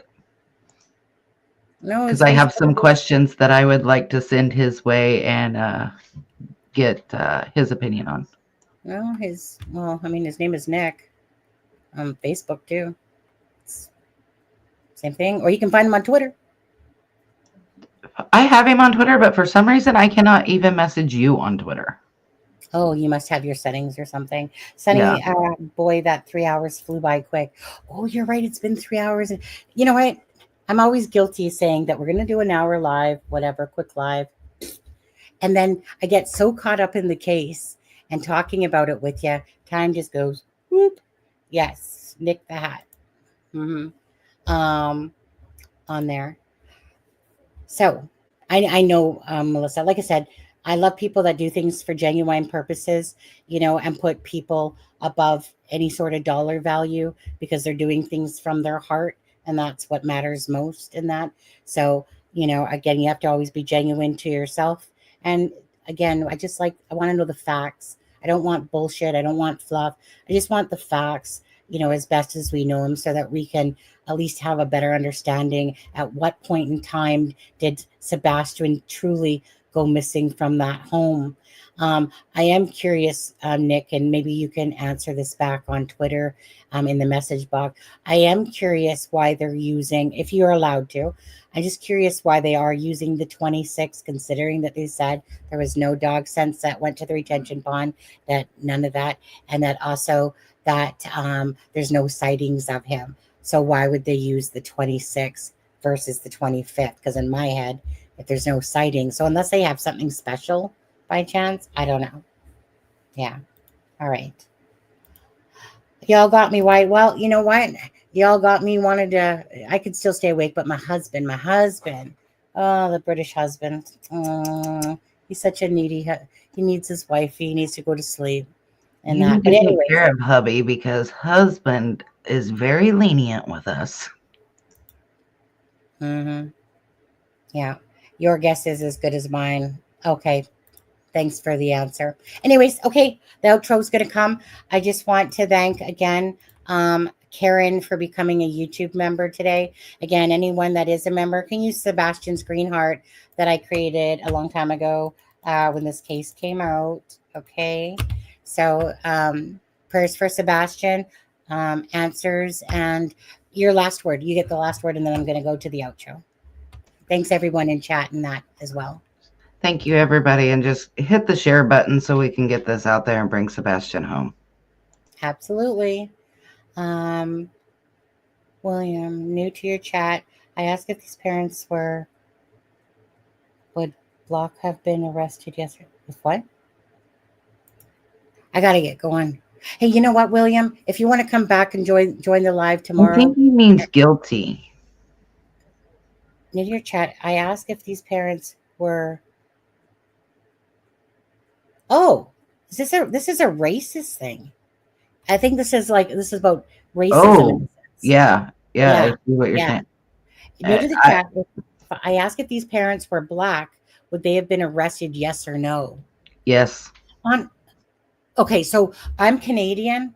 I'm not American. You guys have way more prejudice over there than we do here. Your population is hugely different. I know that there's a lot of more prejudice back in the South and stuff like that.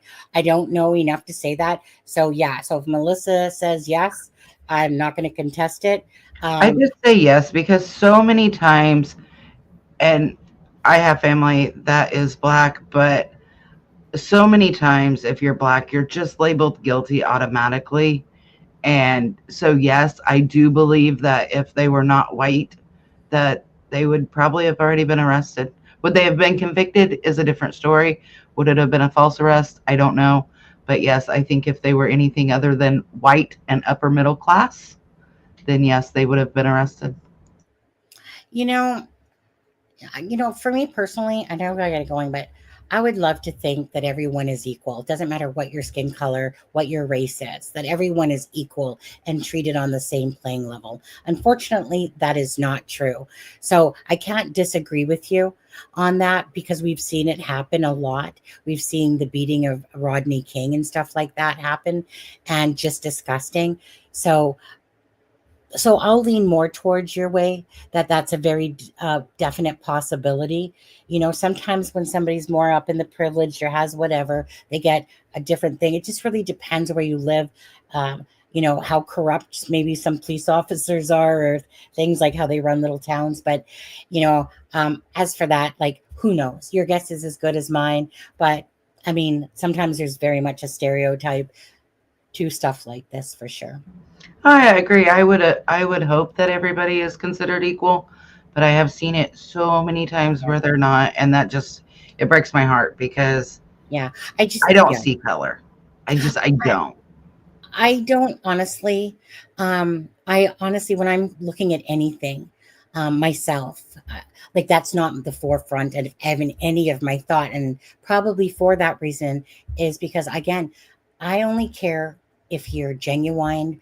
That you're truthful, that you're kind, that you're compassionate. I only care about your personality traits. If you're not of that, substance to me, I don't want you in my life. I don't care about you. If you don't understand that being kind and nice to people and, like doing things for other people instead of being selfish in this world. If you don't understand that there's way more filling of the heart to doing stuff for other people and being kinder, and you don't look at the world that way, it's not my way of thinking. It's not my way of living personally and stuff like that, So I just don't think about that at all. I have friends, whatever mix, doesn't matter, don't care, because I just look for the genuineness of a person. That's all I ever think about. So nothing enters my mind of, oh, is this a racism thing? Unless it comes out in the news that it is. But I don't, like, I've never thought about that in this particular thing. Oh, like if they were black, whatever. I'm just focused on the case at hand, and they're white, and and we still don't know what happened to Sebastian. And, I never even thought of it until he said that, the fact that they were white and upper middle class. I mean, it just doesn't, I'm like you, it's the genuineness of it. That That's all I I ever go look for. Are you a douchebag, or are you kind in this world? Because like I said, you smell a snake. You can smell a snake a mile away. If you have good intuition, you can sniff out those people instantly. And then it's just a matter of your perception. And then usually you find out it comes to be true. At least that's in my case. It's very much happens all my life since I was little. And it was always just about the aura and the vibe of a person. And you can tell, to me, through the eyes or the soul, in a sense, you can tell typically when someone's not acting to what is consistent or giving off those vibes more so. It's just a red flag that instantly will alert me, going like Barry Morphew in the Suzanne Morphew case. Instantly, as soon as I saw his video, I'm like, you lying sack of shit. You know exactly what happened to your wife, you lying sack of crap, and it pissed me off because I'm like, you're lying. You are such a liar. You're trying to be like a Chris Watts and whatever, coming out acting like, you know what? I just wish that she would come home. Less the smirk on my face, and that weird smirk on Katie Proudfoot's face. That's what I was going to say. The same smirk that's on Katie Proudfoot's face. Yeah, that at on the hands video. No, not the hands video. Obviously, that W whatever. Oh, baby's call. Okay, Sonny, we gotta go. Husband, yeah. Now he's just like, baby, I need to go to bed. Yeah. Okay. See, can you hear it? Can you hear it going off? Bed. Tell him I'm sorry, and I will have you make it up to him later.